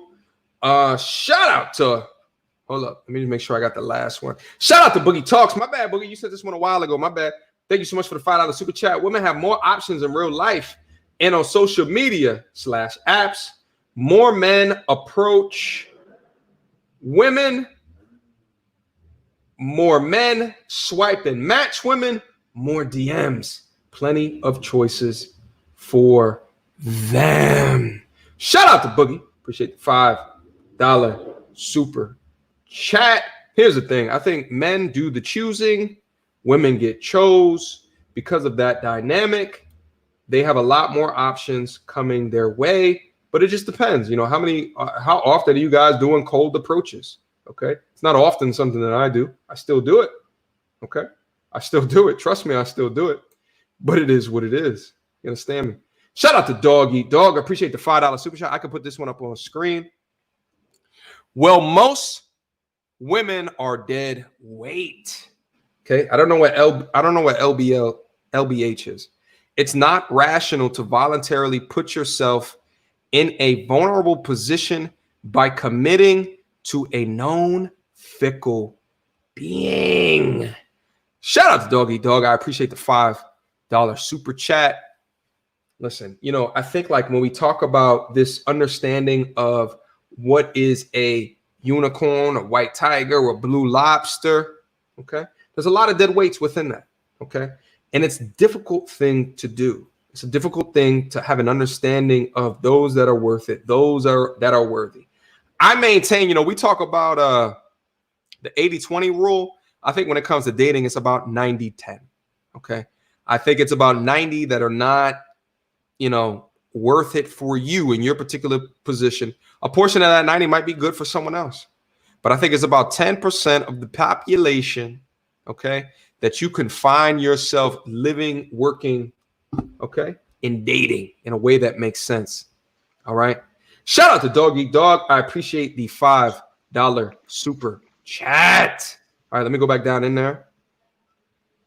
Shout out to Jack Daniels. We want to be alone, not by ourselves. Shout out to Patrice O'Neal. Shout out Jack Daniels. Yeah, that was a fantastic special. Yeah. He said, we want you here, but over there. That's what he was saying. Shout out. And RIP to Patrice O'Neal. Uncle the legend. Listen, are you familiar with Patrice O'Neal? Hell yeah. Hell yeah. Me and my wife was just watching because I had to put her on last night because I asked her about him. She said, no, I never heard of him. I'm like, what? So I sat her down. We was on YouTube watching all his old stuff, man. Legend, man. RP to the legend. Legend, yo. I'm glad you sat her down and you know and gave her some of that Patrice. Honestly, for a lot of women, it's hard to have to follow him, but it's right. Like it's true. It's just true shit. You know what I mean? It's just written, and he was so good that he could put it in a way because it's similar to like Corey. Corey Holcomb is like real extreme with it, but he's more like put it in a way to where you start thinking about like, damn, wait a minute, that is true. Yeah. As far as women is concerned, as far as men, when we watching it, we like, Right. We told you, right? Like, we know this already. Straight up. You know, it's a gift to be able to do that. Like, you know, Dave Chappelle does it with social issues. Like he's a genius. Like Dave Chappelle is a genius, and his way to be able to do that with social issues is just the way he can condense like what's happening and then have you laugh at it, but leave you walking away actually thinking about like what it is that he's saying. You know what I'm saying? Hell yeah. So shout out to Beast Mode 402205 40205. If your woman hits the lottery, she say, I won. If the boyfriend hits the lottery, she said, Will won. The desire for independence is selective. Hey, see, I gotta get your reaction off of this, my G. Hey, that's a fact. Hey, women really believe in that what's mine is mine and what's yours is ours. Listen. That's real rap. That's a fact, bro. So listen to me, bro. This is, you know, I kind of teed it up to that marriage conversation to be a different conversation, but knowing that that women do think like that, okay, right? Like, but you're married, right? So I gotta hear from you, like, okay, what was just real quick, and I just want to hit on it real quick, and we can get back into the video. What were the components, right, or the factors, right, that went into the decision, or what did you find to determine that this person is the unicorn, the blue lobster, the white tiger, as we talk about on this channel? Like real quick bullet high level points just for us real quick to help us understand those decision criteria or the data, as I like to say on this channel, to help that decision move forward.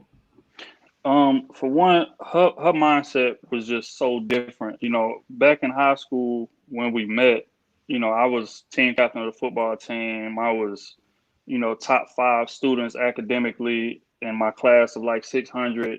You know what I'm saying? So I was like getting in the newspaper a lot. I was getting a lot of attention, and she wasn't fascinated with none of that. Like when we kicked it, it was never about nothing that I accomplished. Or not, she didn't care. Even today, my quote unquote little fame that I have, she doesn't care about that. She only cared about me. And so that right there caught my attention right out the gate, because you already know you popular as well. So I'm sure it's women all day long that's just throwing it at you simply because you lit. You know what I'm saying? So when you run into a chick that don't care nothing about none of that, don't care nothing about social media, don't care nothing about none of that, she just wants to be with you and wants to, you know what I'm saying? So that put it in another category alone. And then secondly, it was the self-sufficiency thing. Like when we met, I didn't have a car. She had one. I didn't have a job. She had one. You know what I'm saying? So it's like when you start seeing that shit, it's like, okay, you really don't move like most women move. You know what I'm saying? So then it's like that, and then the fact that every time that we was together was just a good time. But like most women that you kick it with, which is what I tell people all the time, you'll be able to tell her fate within about 20 or 30 minutes. Of like a real conversation, talking to her. You know what I'm saying? And which is what Smooth was speaking to essentially when he was talking about the whole 10-to-1 thing. It's on some like, it's way easier to find a good woman than it is to find a good man. You think so? You think it's 1,000%. You think it's easier? Wait, so hold on. I wanna get on that question real quick. But also, bro, you brought up a fantastic point, because one of the things that we talk about on this channel is this idea of hypergamy, which is, you know, a woman's evolutionary. And when I say evolutionary, it is, you know, some scientists will say that it comes through biology and through evolution. You know, need to marry up, right, or look up in a relationship, right? Like, so that's why oftentimes you'll see so many women that come of age, right, and they get excited for an older dude, but dudes don't do that. Like dudes typically date on their same level and down. Women typically date on their same level and up.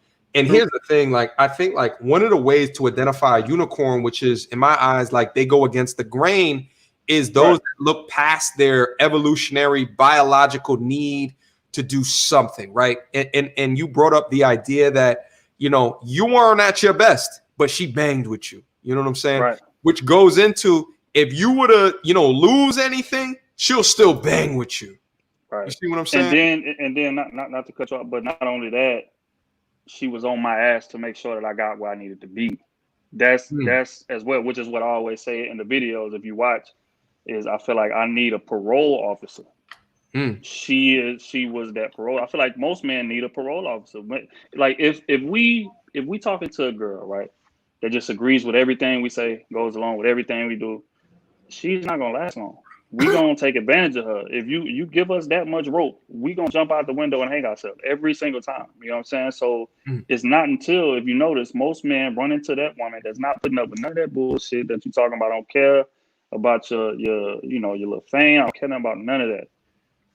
This is what I expect from you. And if you're not doing that, then I'm gonna push you to do it. And if it gets to a point to where I feel like I can't push you to do it, then she woman enough to walk away.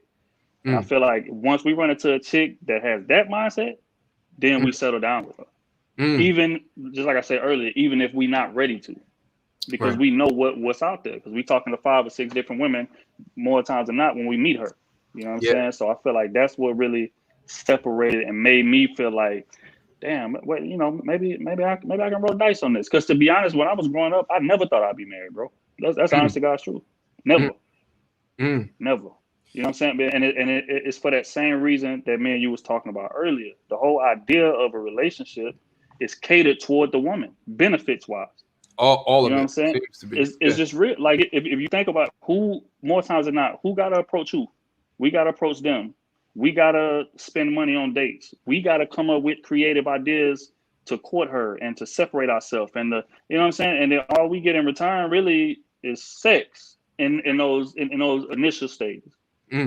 So it's like if you think about the ideology of how a relationship is set up, most men in their head be thinking, bro, like why would I even entertain that? But it's not until we run into that, just like you said, unicorn. That just mindset is so far different than what you used to experience, and you're like, well, damn, maybe I can. Maybe it is possible that I can make this shit work. So like that was my mindset when I met her, to be honest. Yeah, and here's the thing is that, like, you brought up fantastic points, bro, in a sense that the ones that I appreciate the mindset the most is the ones that, like, I can throw an idea up at the end, like up in the air, and she can pressure test that idea, right? Like, or help you in your mind and try to peel back, right? Like what that is and how it can be better and new ways to think about that. I think that is key in a sense that, like, listen, my thing is like, for folks that are getting married, I'm not married. You are married. Let me know if I'm making shit up. But like, I don't think love has anything to do with a strong marriage. And here's the thing. I think it's a component of it. Like, it's good to have the two. But when I think about what marriage is, I think about it's a contract between two human beings. And here's the thing, like, although, and I actually think, like, what plagues us a lot is people not willing to understand the difference between lust and being loved, like lust and loving someone, right? But here's the thing: you take two young people and then you say, okay, from this day forward, you gotta live out to the rest of your life together. But you're two human beings that is fraught with faults. You're fraught with faults. And and what you feel right now, this love shit, it may not be into perpetuity, right? But what might be into perpetuity is the mindsets, right? And the mindsets can shift and change and shit. But like, if you're coming in with a mindset of, you know what I'm saying? No, if you stumble, I'm gonna bring you up, which goes against this biological evolutionary need of hypergamy. You might be on to a component of what is defined as a unicorn. But there was one thing that I heard what you said. I don't know if I agree with it, maybe specific to myself. And that's, at the end of the day, I think without a woman, I will be successful, right? Like, I don't know if I'll need a woman's tutelage. And like, a lot of times, bro, like I'm at these conferences and shit like that, and then you'll have, like, the speakers come up on stage, and it'll be maybe let's say it's a dude, and then, like, at some point in his speech, it always happens, if he's got a ring on his finger, he'll be like, and none of this would be possible without, and then he'll point to his wife down, and sometimes I just feel like, Are you just saying that because like you're trying to maintain a happy house? You know what I'm saying? Or do you really? Most men are. Mm-hmm. Say it again. Right. No, you're right. Like to that point, most men are just saying that to maintain a quote unquote happy house. That's true. Yeah. So like I don't know. Like I think like it's like just the same as having a woman who's is good at pressure testing. Is good at helping you uplift your ideas. I still feel like without that, I could still get a mentor, right? Like I could still get a sponsor, right? Like I could get someone in the game who's been doing it in order to try to uplift because when I bring all that together, right? And let's say I am the man, I am the breadwinner. Like we talked about earlier, it's not necessarily the marriage that you're scared of, it's the divorce, right? So like if it happens, and we know 50% of them happen like that, it's at the end of this, right? If I'm the breadwinner, I might get my ass handed to me. You know what I'm saying? Oh, yeah. It could set more times than not. More time than not, right? Yeah, but just speaking to that marriage point that you said you feel like it's just a contract. I agree. I agree with that, which is why I tell people all the time, I feel like the marriage is just a formality. Like a lot of people feel like when they get married that things are going to go to another level, or this is a stamp. It's like, okay, now we got to start doing X, Y, Z. I don't really feel that way. I felt like when I got married, it was more so okay, my foundation is solid. So this is just a form. This is just a check on the, a check on the list type of thing. I don't feel like the marriage defines the relationship. I feel like it's the opposite. Yeah. You know what I'm saying? But a lot of people don't feel that way. A lot of people feel like, okay, once I walk down this aisle, it's gonna be a magic wand that's gonna wave over this shit and no, it don't work like that. If you walk into that marriage and your foundation is bullshit, that marriage is gonna follow the same suit. You know what I'm saying? So you got to have things ironed out before that date. And then once that date comes, you ain't going to feel a difference. This is going to be okay, we just continue with some shit. Now we just got cool rings and, shit on like that. Now we got a brand new anniversary that we got to spend money on. Shout out to all my, men out there, but that's neither here nor there. As if women don't get celebrated enough. But that's essentially all it's going to be if you go into it the right way, I feel like. Okay. Now, there's another thing that you talked about as well, bro. And I think I want to paraphrase, but maybe you can shed more light. I think you said that men, like there's more good women out there than men. Tell me more about that so we can understand, bro. It's on some just like we said earlier with the whole 10-1. Just like you said, we factor in men that are in jail. We factor in men that are gay, that don't like women. We factor in men that don't have jobs. This, that, and the third. Like, if you really look at it, there's not a lot of good men out there compared to women that are good. Now, don't get me wrong. We may not be attracted to a lot of those women, but there are, because say for instance, black women, right? Black women are the most educated group in the world, in the world, and as far as gender is concerned, the most educated group. They, a lot of black women are successful if you moving in the right circles. And not only that, women are just naturally born ready to be in a relationship. Most men don't think that way. You know what I'm saying? So a lot of times Bro, is that from a ratio perspective? So you're saying like black women are more educated from a ratio perspective than like Asian women? Yes. Yeah. Okay. Black women is the most educated group. And period. As a fact, you can Google that. That's a fact. But I say all that to say, even the like superficial things aside, just as far as, because like I'm sure every man that's watching this live can speak to the fact that we've been in a situation to where we've had a good woman and we knew she was good, but we just wasn't ready to deal with her. A lot of times we'll end up losing 1, 2, maybe 3 good ones before we be like, okay, now we can try to flesh this thing out and do it the right way. But it's not that way with women. Like a lot of women, like it's not a lot of great men out there. Like look around. As far as like think about the men that are black. Well, I don't mean to be racist, but that are the men that have a good job, living on their own crib, on car, and most importantly, are ready to be in a relationship. Think about that number, and then think about the number of women that fit that, and it's night and day, to be honest. Listen, bro, and that's the thing, like, and see, for me, I feel like between being a black woman, right, like, and a black man, I feel like as a black man, I feel more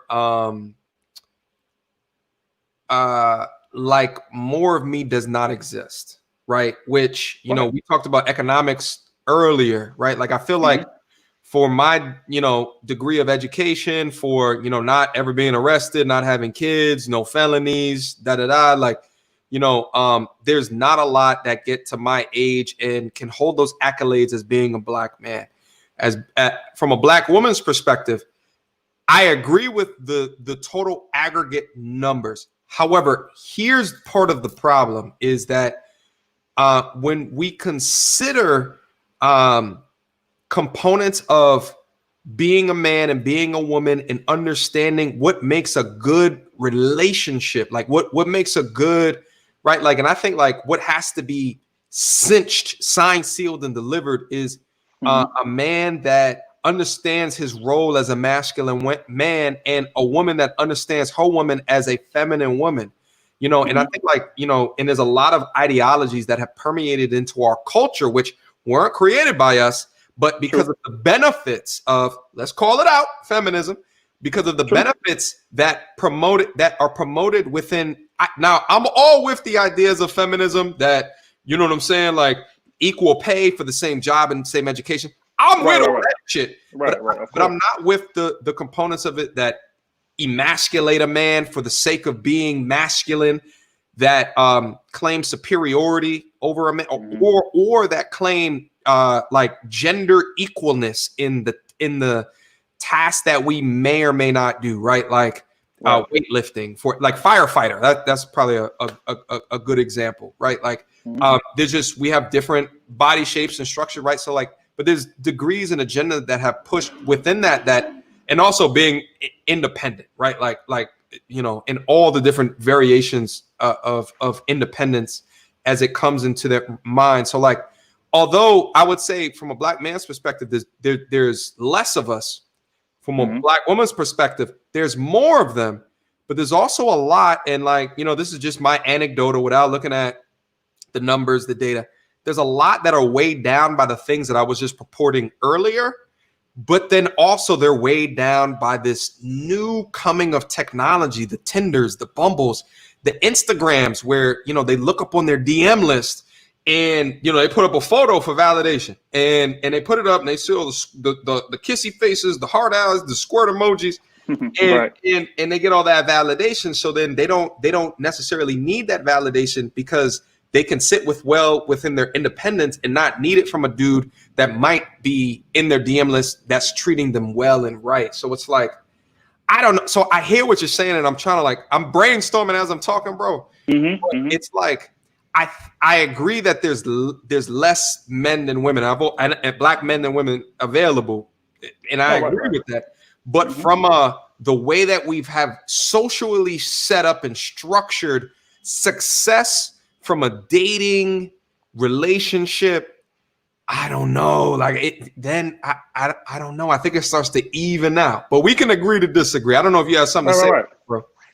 No, here's a thing I always say, right? I feel like a relationship is only going to be as successful as how much the man is willing to bend. That's how I feel. Yep. But in saying that, right, is that I'm acknowledging the fact that I can go out there and find a woman that's good relatively easy. Now, again, it's not about like if we taking just looks aside, because I feel like that kind of plagues niggas. I feel like we'll like put looks ahead of like everything. So just taking looks aside, as far as going out there and finding a good woman, right? And when I mean a good woman, I mean one that's self-sufficient. I mean one that's willing to be in a relationship, that's ready to be in a relationship. But a lot of times what gets in the way of that is us. because a lot of times we not in a position to be able to return all of that she's given us. You know what I'm saying? So, but which is why I say that it's more easy to find a like good woman, because a lot of times men, we don't really like, we're not done exploring our capabilities until we're about maybe 30. Yeah. 32, 33, something like that. But you look at the time that most women are ready to settle and be in a relationship. We talking like 25, 24, 25. Yeah. You know what I'm saying? So I think like that's why like I say it, because a lot of times we'll be in the way of a relationship being successful for our own reasons. Now I do have a theory on why we are like, I guess so well, just going in line with the video, hesitant to be in a relationship. I feel like it's because of how we was raised, how we was brought up, right? If you look at what men are encouraged to do growing up compared to what women are encouraged to do growing up, then it makes perfect sense as to why more women are ready to be in a relationship than men. Men don't get praised for being in a relationship, even dating from young. What do we get praised for? We get praised for the amount of women that we can pull. We get praised for the caliber of women that we can pull. Yeah. And not only do we get that from, our friends, but we get that from our uncles, from our dads, from our, and most importantly, we get that from women, just like we spoke about earlier. Because they respect, right? the more bodies you have, the more respect that's my point. You know what I'm saying? But then if you flip that coin and look at it from a woman's point of view, right? Most women are defined by their ability to maintain a relationship. How good of a wife are you? How good of a mother are you? How good of which is why like women have a lot of pressure on them to find a good man early and get married and get out of the game early, because that's what a lot of women before them feel like defines a woman. Men don't have that. So it takes us longer to be ready to be in a relationship because we wasn't brought up or encouraged to do that. Yeah. Which caters to the point I'm saying, earlier about it being more good women as far as being ready for a relationship than good men. Well, how about this, AC? Like, if we think about and I appreciate that point, bro.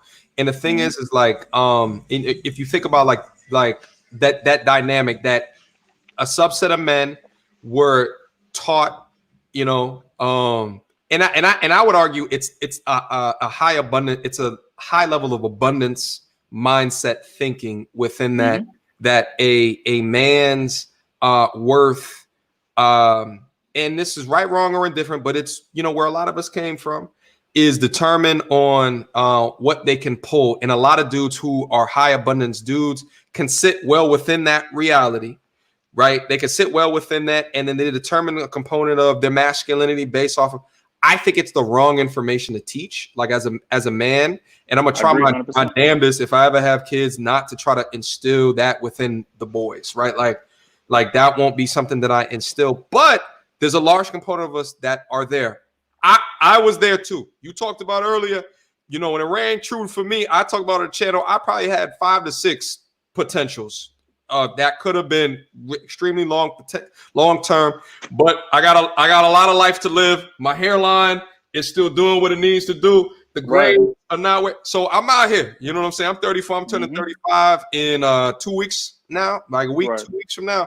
And for me to dip down into 25-year-olds is not outside my realm of possibility. So I'm like, I'm seeing what's going. You know what I'm saying?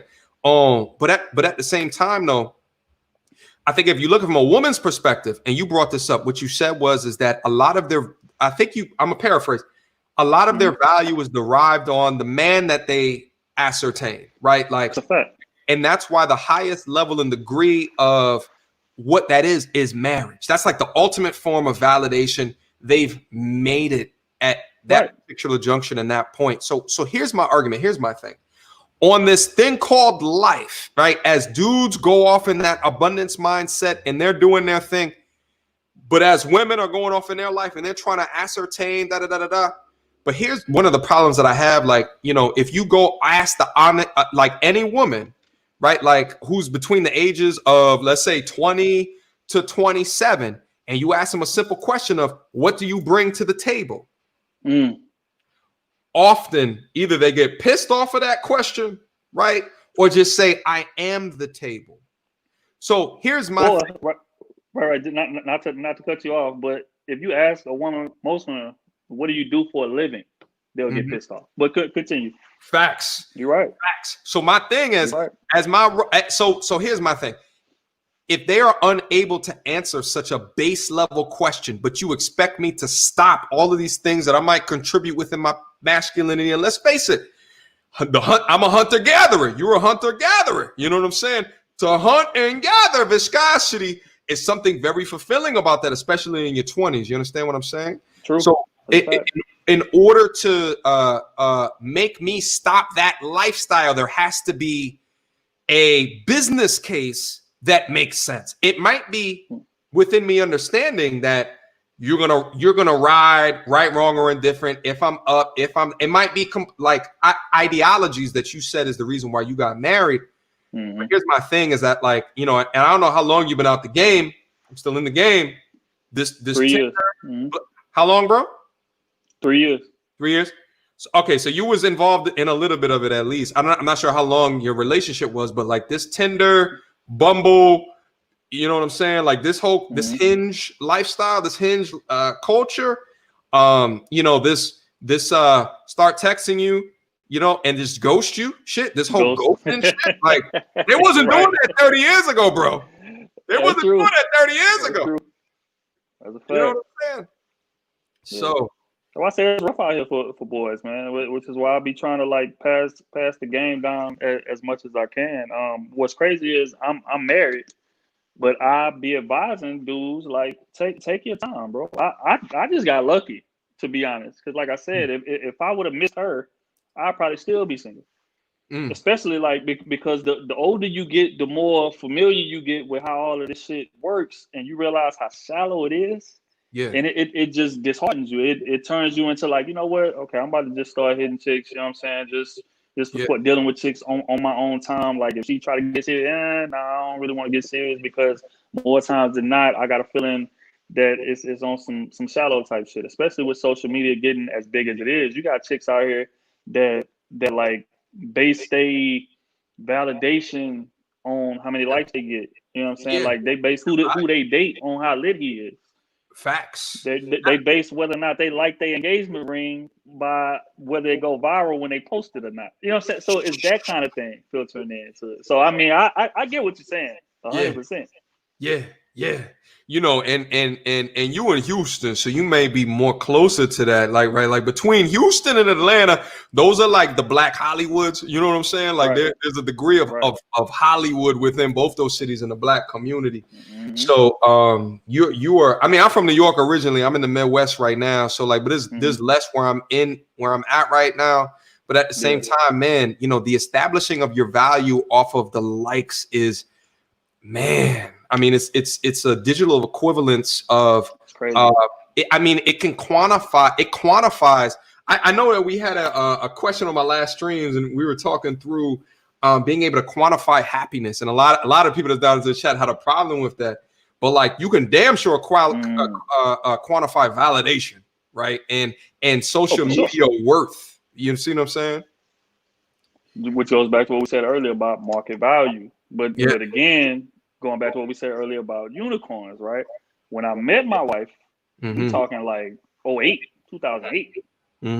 So like this was before the whole thing really just blew. So we developed our foundation before all of this. That's why I say I got lucky, because if I would have missed that, and just like we said, Twitter took off 2010. So if I would have missed that and fell into that Twitter, Instagram situation single, I'll probably still be single. You probably still, hey man. Listen, man, and I wholeheartedly appreciate that truthfulness within that. You know what I'm saying?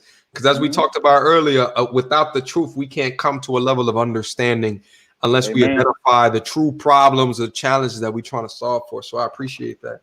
Listen, I have a whole bunch of super chats in here. Let me quickly read through them. I apologize. Some of these I won't be able to put up on the screen, guys. I apologize for that wholeheartedly. Shout out to Practitioner Her, thank you so much for the $5 super chat. AC summed it up. Too many options and not enough time to drop the roster. But why take me off the market if you're not ready to play one-on-one? This is actually a good point. And here's the thing. I think a lot of women make the mistake of assuming that you hanging out with me for a long period of time means that we are in a relationship. So, oh my God. A lot make that very uncomfortable realization that even though you might see me, treating you a certain type of way, I think a lot of women don't do the due diligence to understand how it, just because I say I'm not fucking with anyone else doesn't necessarily mean that I see you into perpetuity. Like I may not see you into the future. So shout out to Practitioner Her. Appreciate the $5 super chat. I don't know if you had something to add, bro. Oh no, I was just gonna basically co-sign what you said. That's a fact. I agree 1,000%, man. Yeah. Shout out to Jack Daniels. Pray for DL Hughley. I'm not sure what happened to DL. But yeah, pray for him if something happened to him. Shout out to Jack Daniels. Appreciate the $2 super chat. Shout out to Mr. Heat. No, he didn't just say that. Is he aware of the streets out here? Oh, shout out to Mr. Heat. Yeah, that's what I was trying to talk about, Mr. Heat. So hopefully I went over your super chat in the way that I was articulating that. Okay, but shout out to you. Hold on, where my soundboard at? I'm seeing these $10 super chats deserve the air horn respect. Shout out to Uncle Gary Grant. I see you. Thank you so much for the 10 Canuck bucks. I think he's talking about UAC, is 100% wrong. AC, pay attention. I want a reaction off of this. There are way more good men than women. Okay, I think I started to go through this. Just on the logic over emotions. No blue lobsters or unicorns out there. Men own the castle. Women run them. What up, nephew? What up, Uncle Gary Grant? I got I don't know if you know, AC. I got a couple of digital uncles that come through and show me. Right. They're an older generation, so I always got to show love, support, and respect, especially if they drop that knowledge. Okay.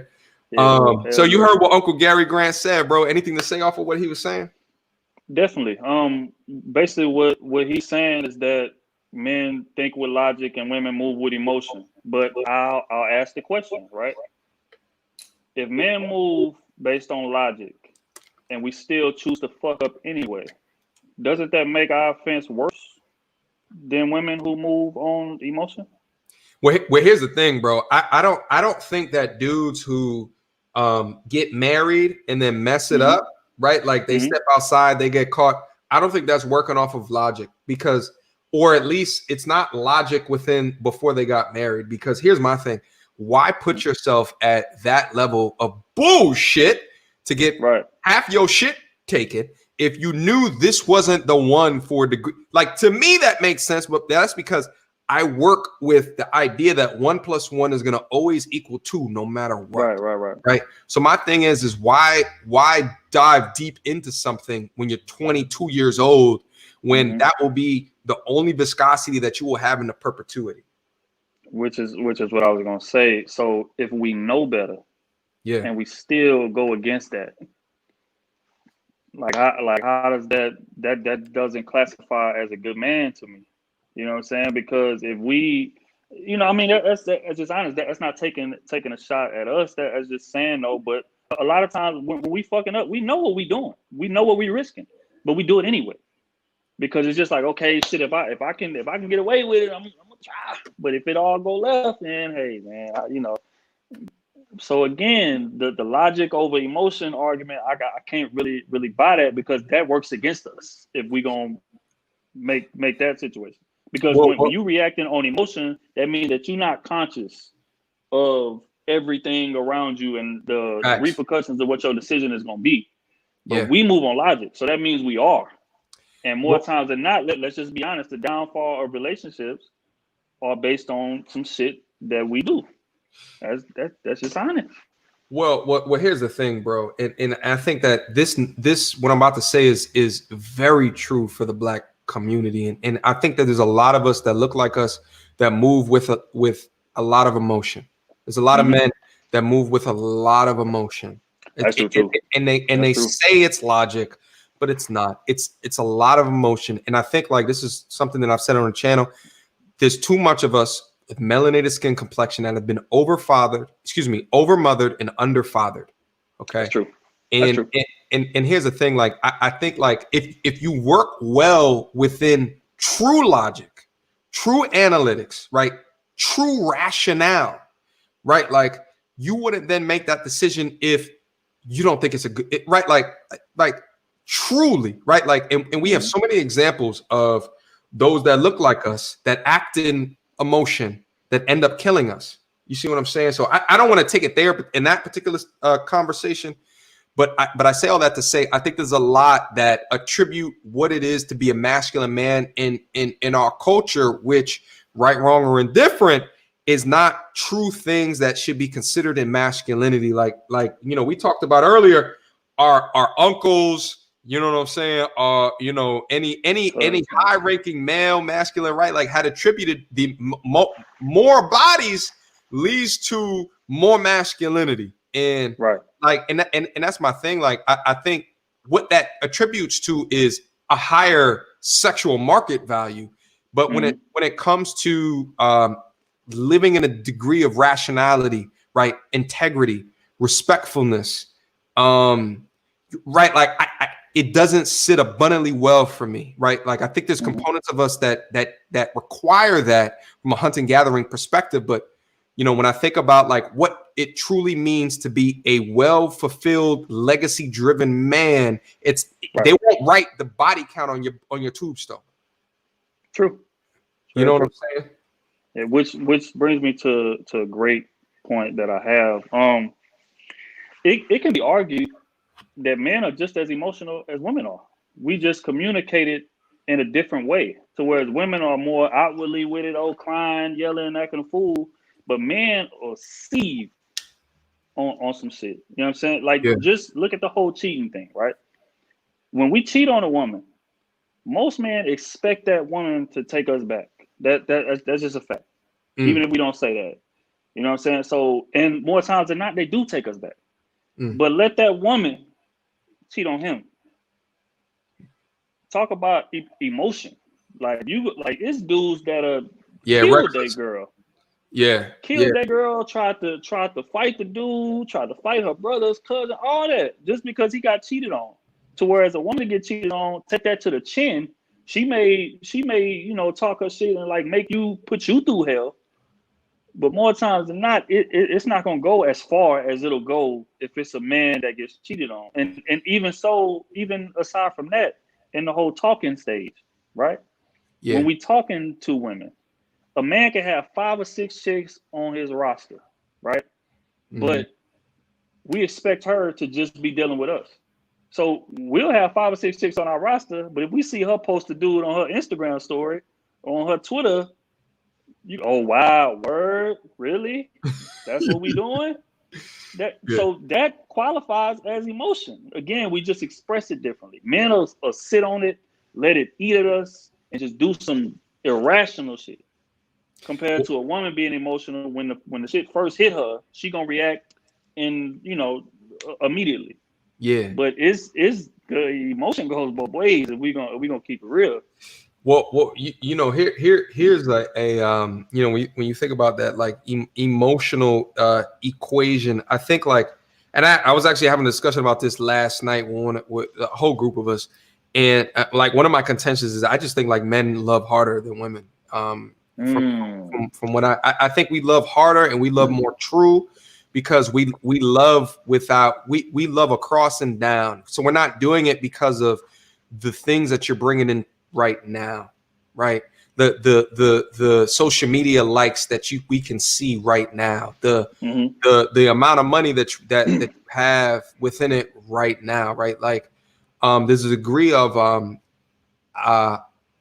idealism within that what I see, right? Like, so because in my eyes, a man that's loving out of logic, if you rip the rug from out of him, he's going to take that. He's going to be a dog damn near for the rest of his life. if at some point he gets therapy, he can then but because he has loved in logic, right? And he loved that woman truthfully and really. If you pull that rug from out of him, right? Like he's gonna go on, he's gonna focus on his purpose, his focus on his why, improve himself. Hopefully, if he get himself outside of that rage stage, right? But if he gets outside of that, it's gonna take a while. It might take years.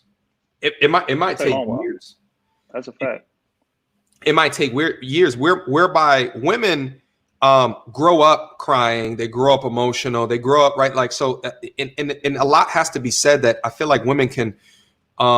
They're more in a space where they feel comfortable, like just throwing up, like, you know what I'm saying? Like, and I'm saying throw up, but I mean it facetiously, but like just divulging and having a support group, and then men just feel like, oh, word. And then they're going to go into hermit mode. You know what I'm saying? And then hopefully come at the end of it a better person.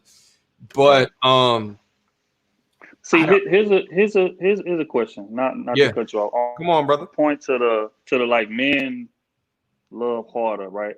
I agree with that. But let me play devil's advocate. If we get cheated on, if a man and a woman get cheated on, who's more likely to leave? If a man gets cheated on, or if a woman gets cheated on, the man is more likely to leave. But let me try to answer for you why. In my opinion, I think a man is more likely to leave because at the point that a woman emotionally cheats, she's gone. I think dudes can stick their, whatever in a bunch of different and not have any emotional connection. I agree. I think men know that at the point that she is emotionally left, she is a foregone conclusion. Also, what we also talked about earlier is that a woman will never discount you because you have 100 bodies, 200 bodies. Never. True. Never. A man that thinks through, and men, we all have ego. A man that thinks through, damn, she was, her insides were pumped over, with 100, different dudes sweating on top of her. You know what I'm saying? Like there's something in there that's just like it brings her sexual market value like way down, right? Like, and that's even outside of like being in a relationship. So if it happens in a relationship, if like your sanctity, you know what I'm saying? Your quiet zone, your warm, viscous palace has been intruded upon. Oh shit. Right. It's point no return. But which brings me to my next point. Right. Yeah. Again, playing devil's advocate. You are a man, so you can identify with this. Most men, when we get in a relationship, is 1 foot in, 1 foot out. Takes us a while to get rid of that roster that we have. That's just honest. Compared to if a woman meets a man that she really likes, she'll cut everybody off immediately. You know what I'm saying? So she's way more eager to be in love. Unicorn. If she's a unicorn. Right. Yeah. But what I'm saying is to challenge the theory that men love harder, right? If we love harder, then why does it take us so long? When we meet a good woman, because like we said earlier, most men, when we meet a woman, we can tell within 30 minutes if we having a steady conversation. We can tell within 30 minutes which category we're gonna put her in as far as potential, or if we just hitting. That's the fact. So we know. And I think women know too. You think so? I think women know in the first 5 minutes, if not the first 1 minute. Women that's down into the chat. I think they know quicker than what we know. Okay. I think they know quicker. I don't know, ladies. How many ladies? I haven't been paying attention to the chat. I know I got a whole bunch of super chats to go through. But ladies, and normally AC, sometimes I do like a survey. I won't do it today though. Ladies in the chat, put in an average time that you know that you want to take it to another level with a man. Ladies only. All right. Pip, I see you. Bap, I see you. Massage by Amaja, I see you. Stay at home. Taylor, did you change your name? Okay. Stay at home Snickers. I see you. Who else down in here? All right. I'm seeing some new names. Plupperific. That sounds like a woman's name. You write it down there too. Okay. Show us respect. April, I see you. Leah, I see you. All right. Come on, put it down in there. Ladies, how soon do you know before you want to take it? Is Margaret down in here? Margaret, you too. Ladies, put it down in here. How long before? Let's keep it a buck. Let's keep it 1,000. How long until? I see Margaret said 5 dates. Come on, ladies. We need responses. Let me read out some of these super chats before I get down into the responses real quick. Yeah. Shout out to Ashley Lose. I can put this up on the screen. Too many good brothers giving their sacrifices and commitment to women at a discount, meaning most women today are not cultured to be wives. Shit. I agree. I agree with that. Wait, hold up. Let me. I can't argue that. Yeah. I had to drop a couple for that. Shout out to Ashley. You know, this goes to, you know, the over-mothered, under-fathered. You don't see enough examples of it happening. Listen, you can't dream what you can't see. However, you could look at Disney and you could see what validation looks like. Okay. In the form of the ring on the finger. But listen, bro, one of the key indicators that I ask is, okay, you talking about marriage like that? I'm not talking about you. I'm talking about if I'm talking to them. What would be your role in marriage? You gotta see what? But they're talking about it as if it's what they want, and I'm just like, right. You see what I'm saying? Role? Right. I haven't thought that far. You see what I'm saying? Crazy part about that is though, is that like people that feel like that they have to man a role or like maintain a role. I feel like it's not going about it the right way, because I feel like the marriage should be, again, based on what your relationship is. So it's like, I feel like y'all can create that. Fuck all of that traditional, you know, halfway patriarchy kind of, I'm going to pay. Fuck that. That era is over.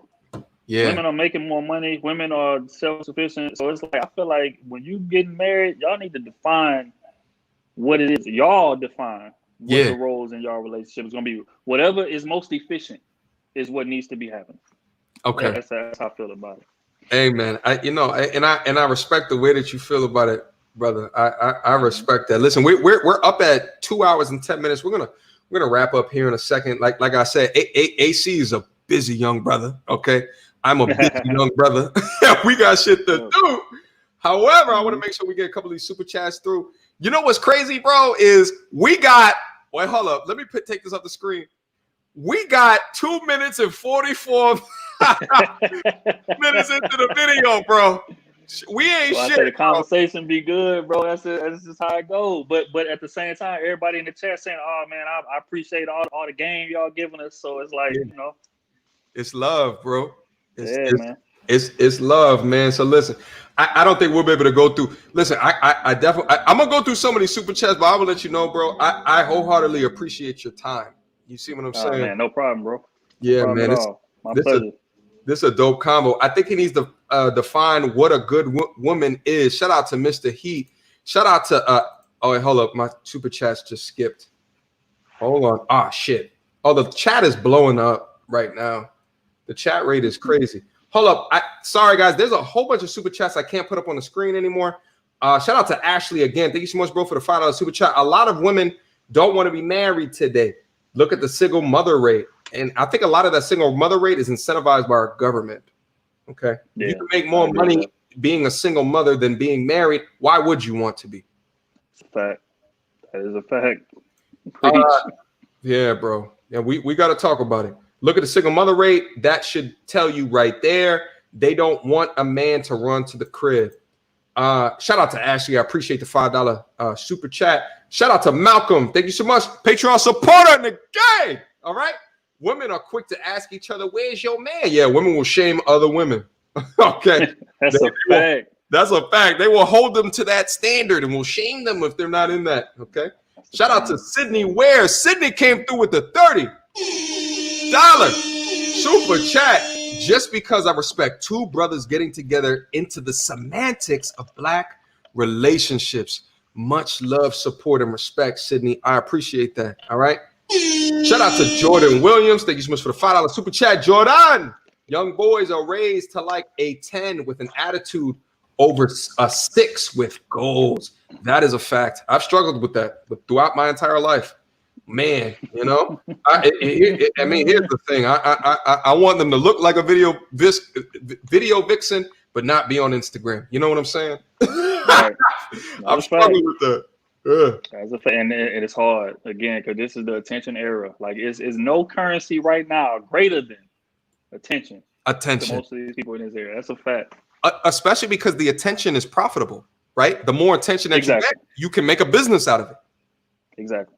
So exactly, like you got women just getting up, just taking pictures, looking good, and they getting paid $300 a post, $200-300 a post, $500 a post.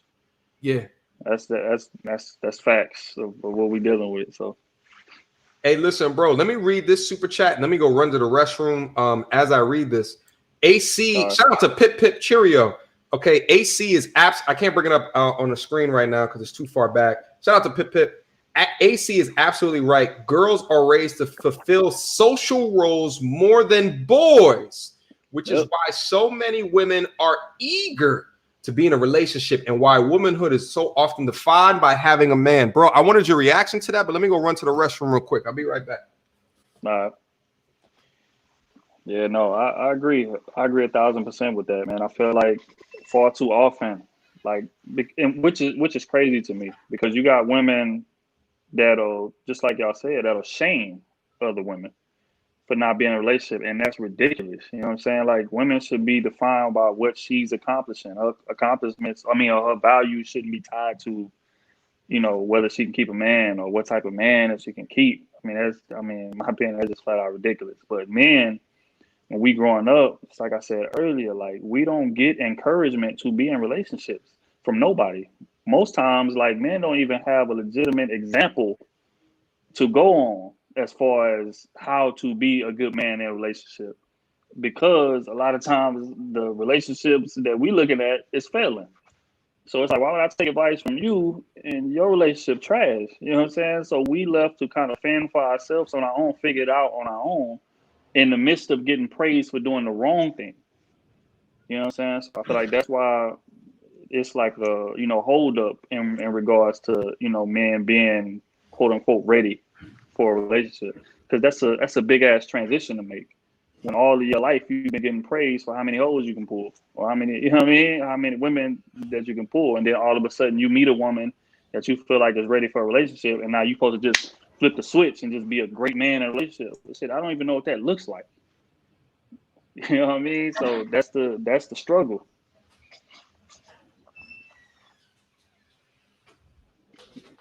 Yeah, I don't know, man.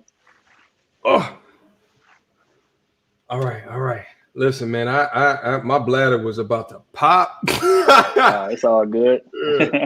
I wholeheartedly appreciate you carrying the show while I was gone, my G. No problem. My pleasure, bro. Hey, so Pip again, thank you so much for the $10 super chat. Shout out to Joe No Knows. I know who you are, Joe No. Okay. Graduated from Lamar High School, nothing but baddies from Houston. Okay.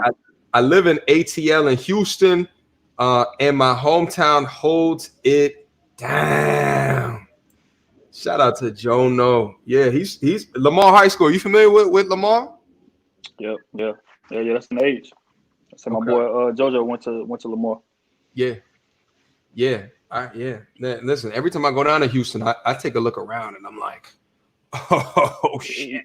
Yeah, let's just be honest. The quality is just different out here, man. That's just honest. That's why I said, which is another reason why I be telling boys, I be like, take your time getting in a relationship, because you don't want to jump in one and then you go to the club and see something that you ain't never seen before. Now you questioning shit. Now hold on, just take your time.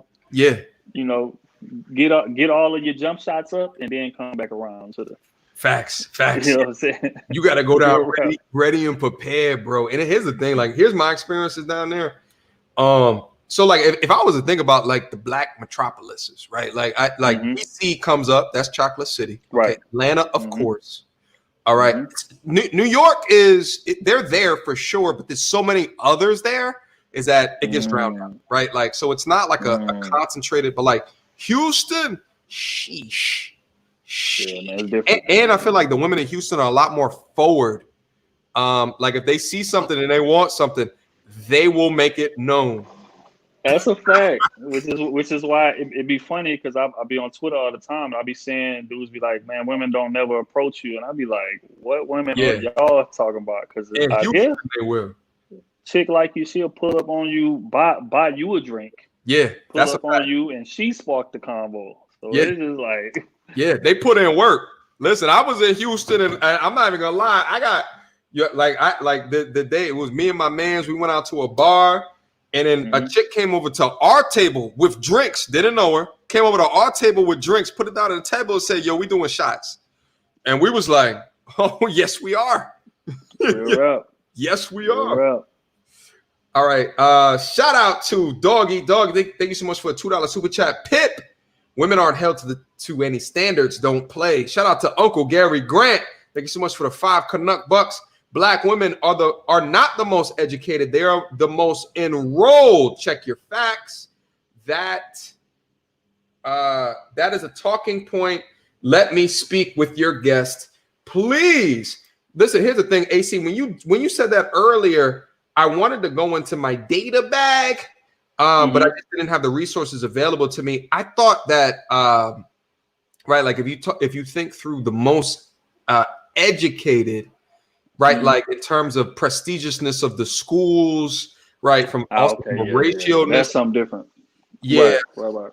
So I think Uncle Gary Grant has a point. However, I may do a video talking through those numbers in order to kind of set the record straight for the audience to understand that.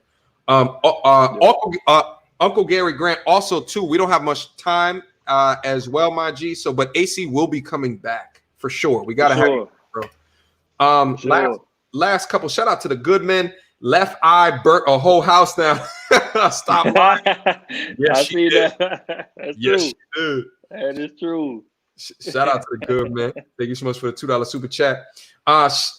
Shit. There's a whole bunch of others. Oh wait, I may be able to pull these up. Hold on. Let me see. Okay. Shout out to the good men. Also to he did another one. Shout out to the good men. Social pressures on women is valid, but what about the pressures? He did another one before that. Hold on. Study says men get happier as they get older and women get sadder as they get older. Why do you think that is? Women are often filled with worth straight out of the gate, while men have to attain that. And then he finishes up that super chat with have to attain that. Social pressures on women is valid, but what about pressures as being a man? Social, monetary, cultural, status wise, stop giving them the benefit of the doubt. AC, that was a lot of words, brother. Right. And I definitely want to respond to that. Basically, I agree with that stat. And the reason being is because a lot of women tie their worth to their man. So when they meet a husband, get married or meet a husband, they'll just chill as far as what their accomplishments are going to be. And they tie their life to that man. So they done been together 20, 25 years. Her career done took a back seat to what his is doing. So of course there's going to be resentment there. 30 years down the line, when some shit go wrong and now y'all divorced, and now you feel with resentment and regret as to, but damn, I done sacrificed my whole life for you, and now we getting divorced. What do I have? So that definitely makes sense. Now, whose fault is that? I feel like it's theirs. That ain't got shit to do with us. Because in reality, just honest. Like I feel like in reality, even if we in a marriage, which is what me and my wife got a understanding. Like I would never stand in the way, like, because it's a lot of guys, right, that'll marry a girl and say, I don't want you to work. I want you to stay at home. I want you to take care of the kids. I'll pay for everything. I don't agree with that because I feel like later on down the line, like it may be cool at first because it is a lot of women that are lazy. So they're going to sign up for that immediately. Oh shit, I ain't got to work. I can just, they're going to sign up for that immediately. But 15, 20 years down the line, it's gonna be resentment there. It's gonna be, well, damn, I could have, Yeah. what if type of situation. So I wouldn't want to handicap my wife like that. Even if I got rich, even if I hit the lotto tomorrow, I would still be on her, be like, look, man, start you a business. I'll fund it, and everything you make from that is yours. I want you to have some self-sufficiency, even within the realms of this relationship. That's how I see it. But most women don't do that. Most women will get married, be married for 30 years, give up on their hopes and dreams, sacrifice all that shit just to please their man. And then when a divorce happens, or when he cheat later on down the line, and you too old to move on, so you just sitting there with resentment, which is what happens with most older couples. Now you blaming him. So I feel like that's why that statistic is the way it is. There it is. All right. Well, that's AC's response. Shout out to Joe No Knows. Women cheat without emotional ties too. Okay. The masculine energy have made many of them operate just like men. To have people think they aren't primal as men is a lie. Shout out to Joe No Knows, and shout out again to the good men. I appreciate. Did I read all of his messages? There was 3. Good men, appreciate the $30 super chat, my G. I believe I went through all your messages. Oh wait, no, I missed one of them. The good men. Also, to his point of the past era being over, studies show that the role of women has changed in marriage since then, but men's demand of a wife has remained consistent. Still, women aren't satisfied with that. Listen, that I don't agree with. I don't agree with. Me and my boys was talking about this, matter of fact, a couple of days ago. I feel like most men in this era are not willing to just jump out there and be in a full-fledged, like, I'm paying for everything kind of situation. I feel like most men in this era are looking for a partner. Somebody that can bring close to, or just as, hopefully more than, but close to what I'm making, so that we can sustain, we can have a quality life type of situation. In this era, one income is not gonna cut it if you ain't making a crazy amount of money. Yeah. So, yeah. All right. Yeah. AC, I appreciate me throwing out questions and you giving your 2 cents. You understand me? That's what I do, man. I like that. Like rapid fire shit. That's what I live for right there. That's what I'm telling you, bro. For your podcast, just do it live, bro.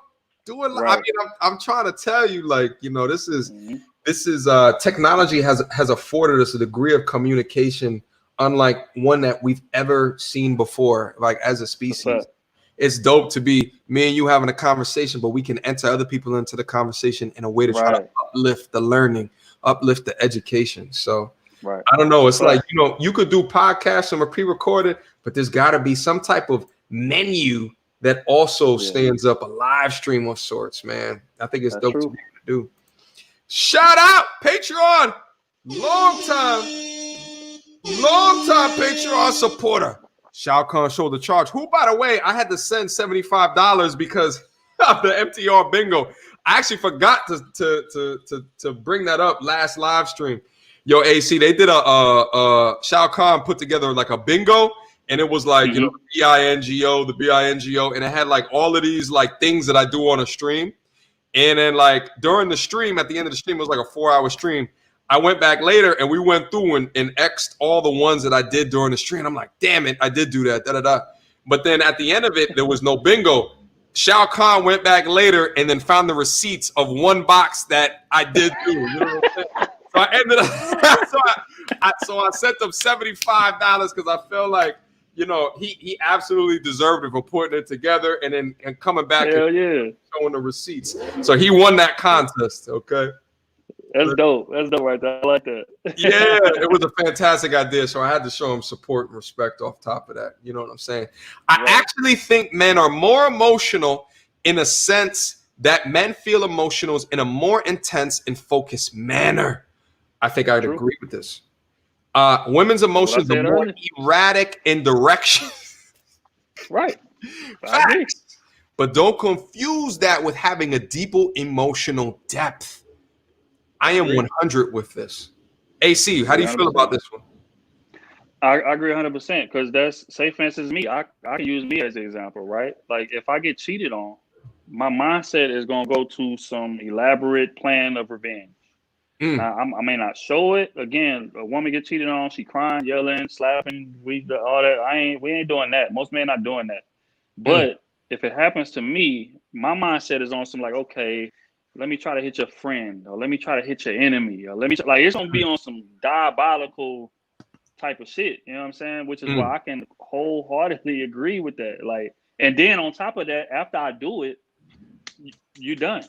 Yeah, it's a wrap. You know what I'm saying? Right. And it's just that's just what it is, because I ego. And in my opinion, I feel like ego and emotion is a goddamn synonym, to be honest. Well, yeah, I mean, well, here's the thing as well. Like on top of this one, like this, what Shao Kahn just wrote down in there is the reason why so many of us are doing like this when we're coming across all of these potential options. And it's because, how do I really know that your intentions are pure? Like, how do I really know that you're really coming into this not because of where you see my life going and you wanting to tag along, but if I get down, if I get right, like it's true love in a sense that you'll be able to help support me through that, and also check me if you know, I'm not performing at my most optimal, right? Like that's true. So I mean, you talked about that earlier, you know what I'm saying? But far too often in the culture, there's a lot of young men that come across hold up, let me put it up on the screen real quick, just so we can make sure it's real. Hold up. Shit, I don't have the resource available. I was gonna say Kelsey and bring up the thing up on the screen real quick. But there's far too many of us that come across a mindset that is in it for the money, that is in it for some type of ulterior motive, or is in it from you know what I'm saying, bro? Yeah, I agree 100%. So although there might be more eligible single women than men, I think what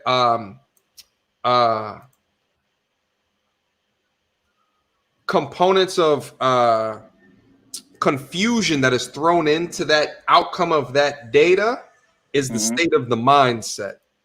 You know what I'm saying? Is the state of the mindset. Listen, that's true. Last super chat, and then we're gonna get out of here. Shout out to Jordan Williams. Thank you so much for the $2 super chat. AC, how did being married change your relationship? How did it change my relationship? It's a loaded question. Right. It's trying to get me sleeping on the couch and all kinds of shit. They're trying to like get me in trouble, man. But to be honest, though, my relationship, I feel like didn't really change, because I feel like the only thing that changed would be her expectations of me. When we were in a relationship, right? Like, I'd be going out a lot. I'd be like, you know, sometimes I ain't even gonna lie, I was wilding. I'm out 3, 4, 5 times a week.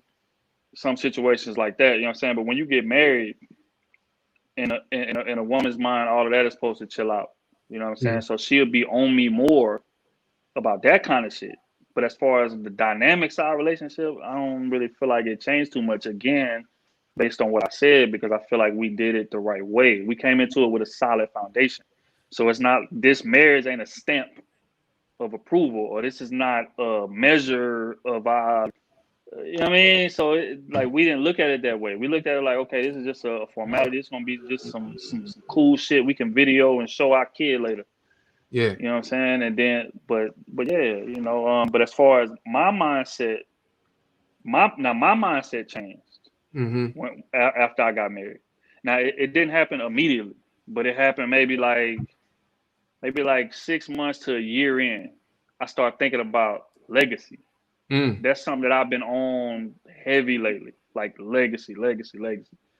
Because me and my wife is both from the hood, you know what I'm saying? So it's like, now we living in a big ass 5-bedroom house, and you know, Benz in the garage and a Camaro, you know, like we living good now. So it's like, it's like, damn, like, so I can like pass this down to my daughter. She gonna get something that I never had.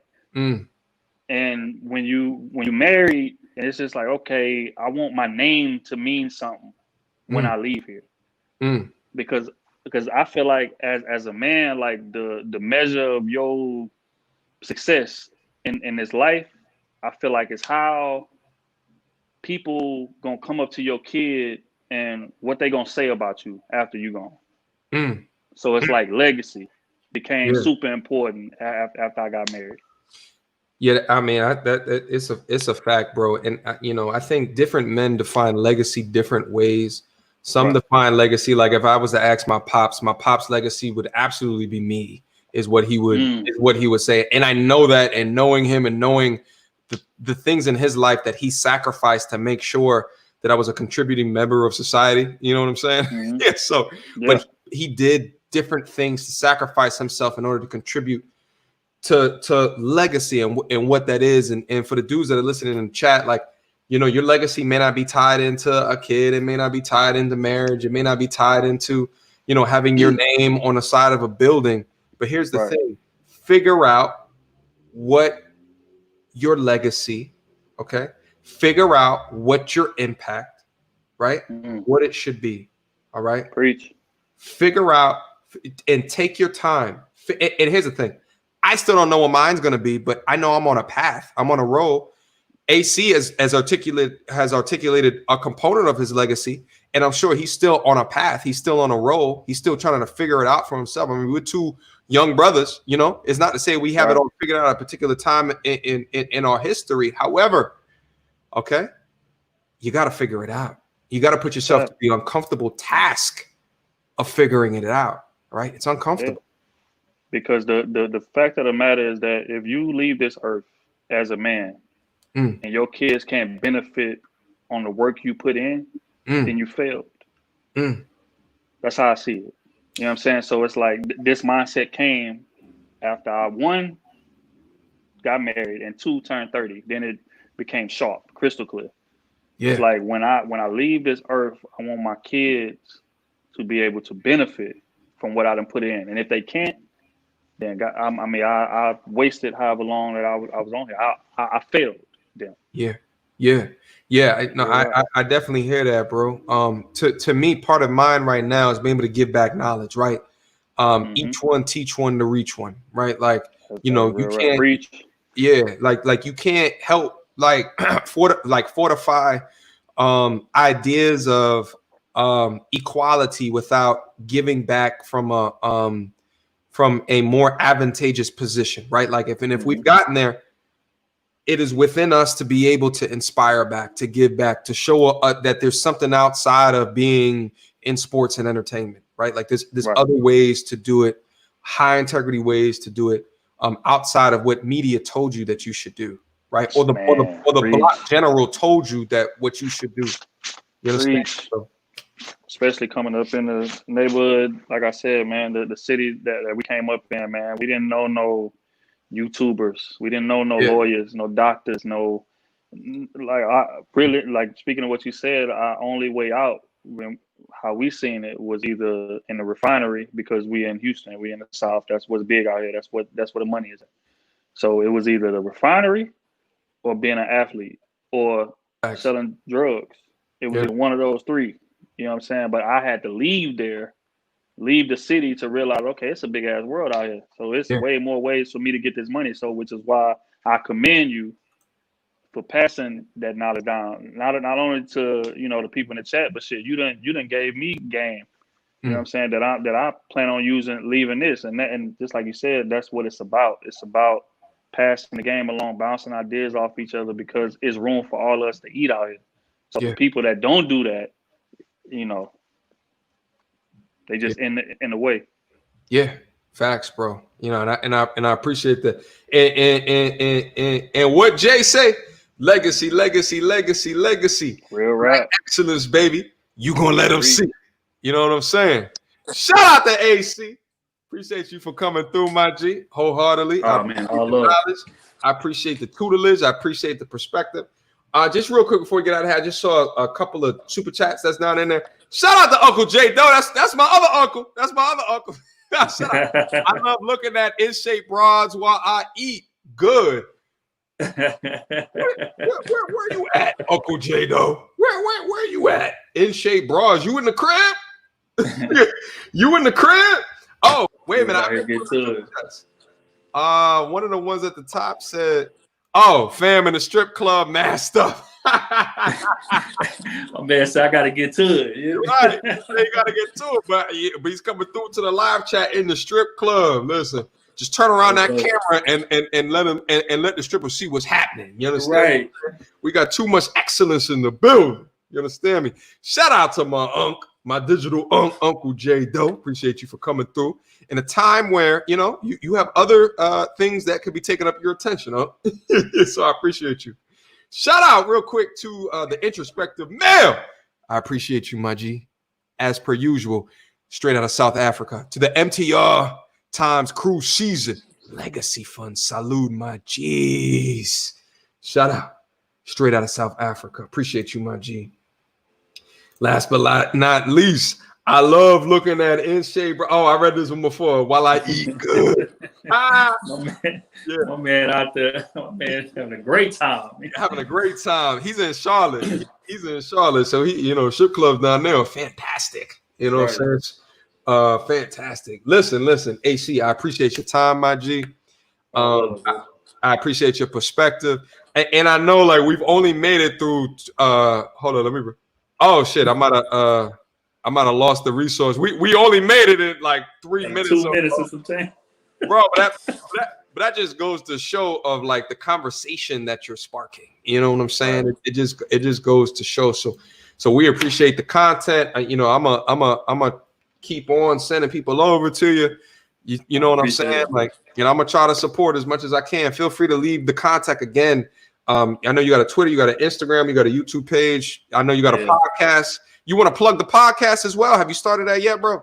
Yeah. Podcast is up and rolling, man. We drop every Tuesday. Krew Season podcast everywhere. It's on Apple, Spotify, Google. It's everywhere, man. Y'all boys go check that out. And my Twitter is my name on here, TheTrillAC. Everywhere. That's Twitter, Instagram. And then Krew Season. Make sure y'all follow the pages. We on Twitter, we on Instagram, YouTube, of course. Yeah, man. I mean, we got, you know what I'm saying? We got a lot of big things, man. We're gonna have to like have you pull up down. Next time you're in the H, hit me, bro, so we can set this podcast up. Oh yeah, say less. I'm gonna come right on that panel. For sure. and make sure Kelsey's there. I got a couple of words for her. I got you. I appreciate you, my G. Just last super chat that just came through. Good stream, fellas. Shout out to the Krew Season. Much love from Baytown. Shout out to Time with Chad, who came through yesterday showing off his talents. Okay. Shout out to Time with Chad. I appreciate the donation, my G. Listen. Question, comments, concerns. Y'all already know what to do. Y'all got my email. Y'all got the Krew Season's contact. We appreciate you guys hanging out with us on this particular journey. AC, as I said before, you are more than welcome to come back. Let's continue to have these conversations. All right? For sure. Appreciate you having me, bro. Thank you, bro. Until next time, YouTube. Oh, I got an outro. Peace. That's my corny outro. Okay, bro. I'll fuck with it. Through that.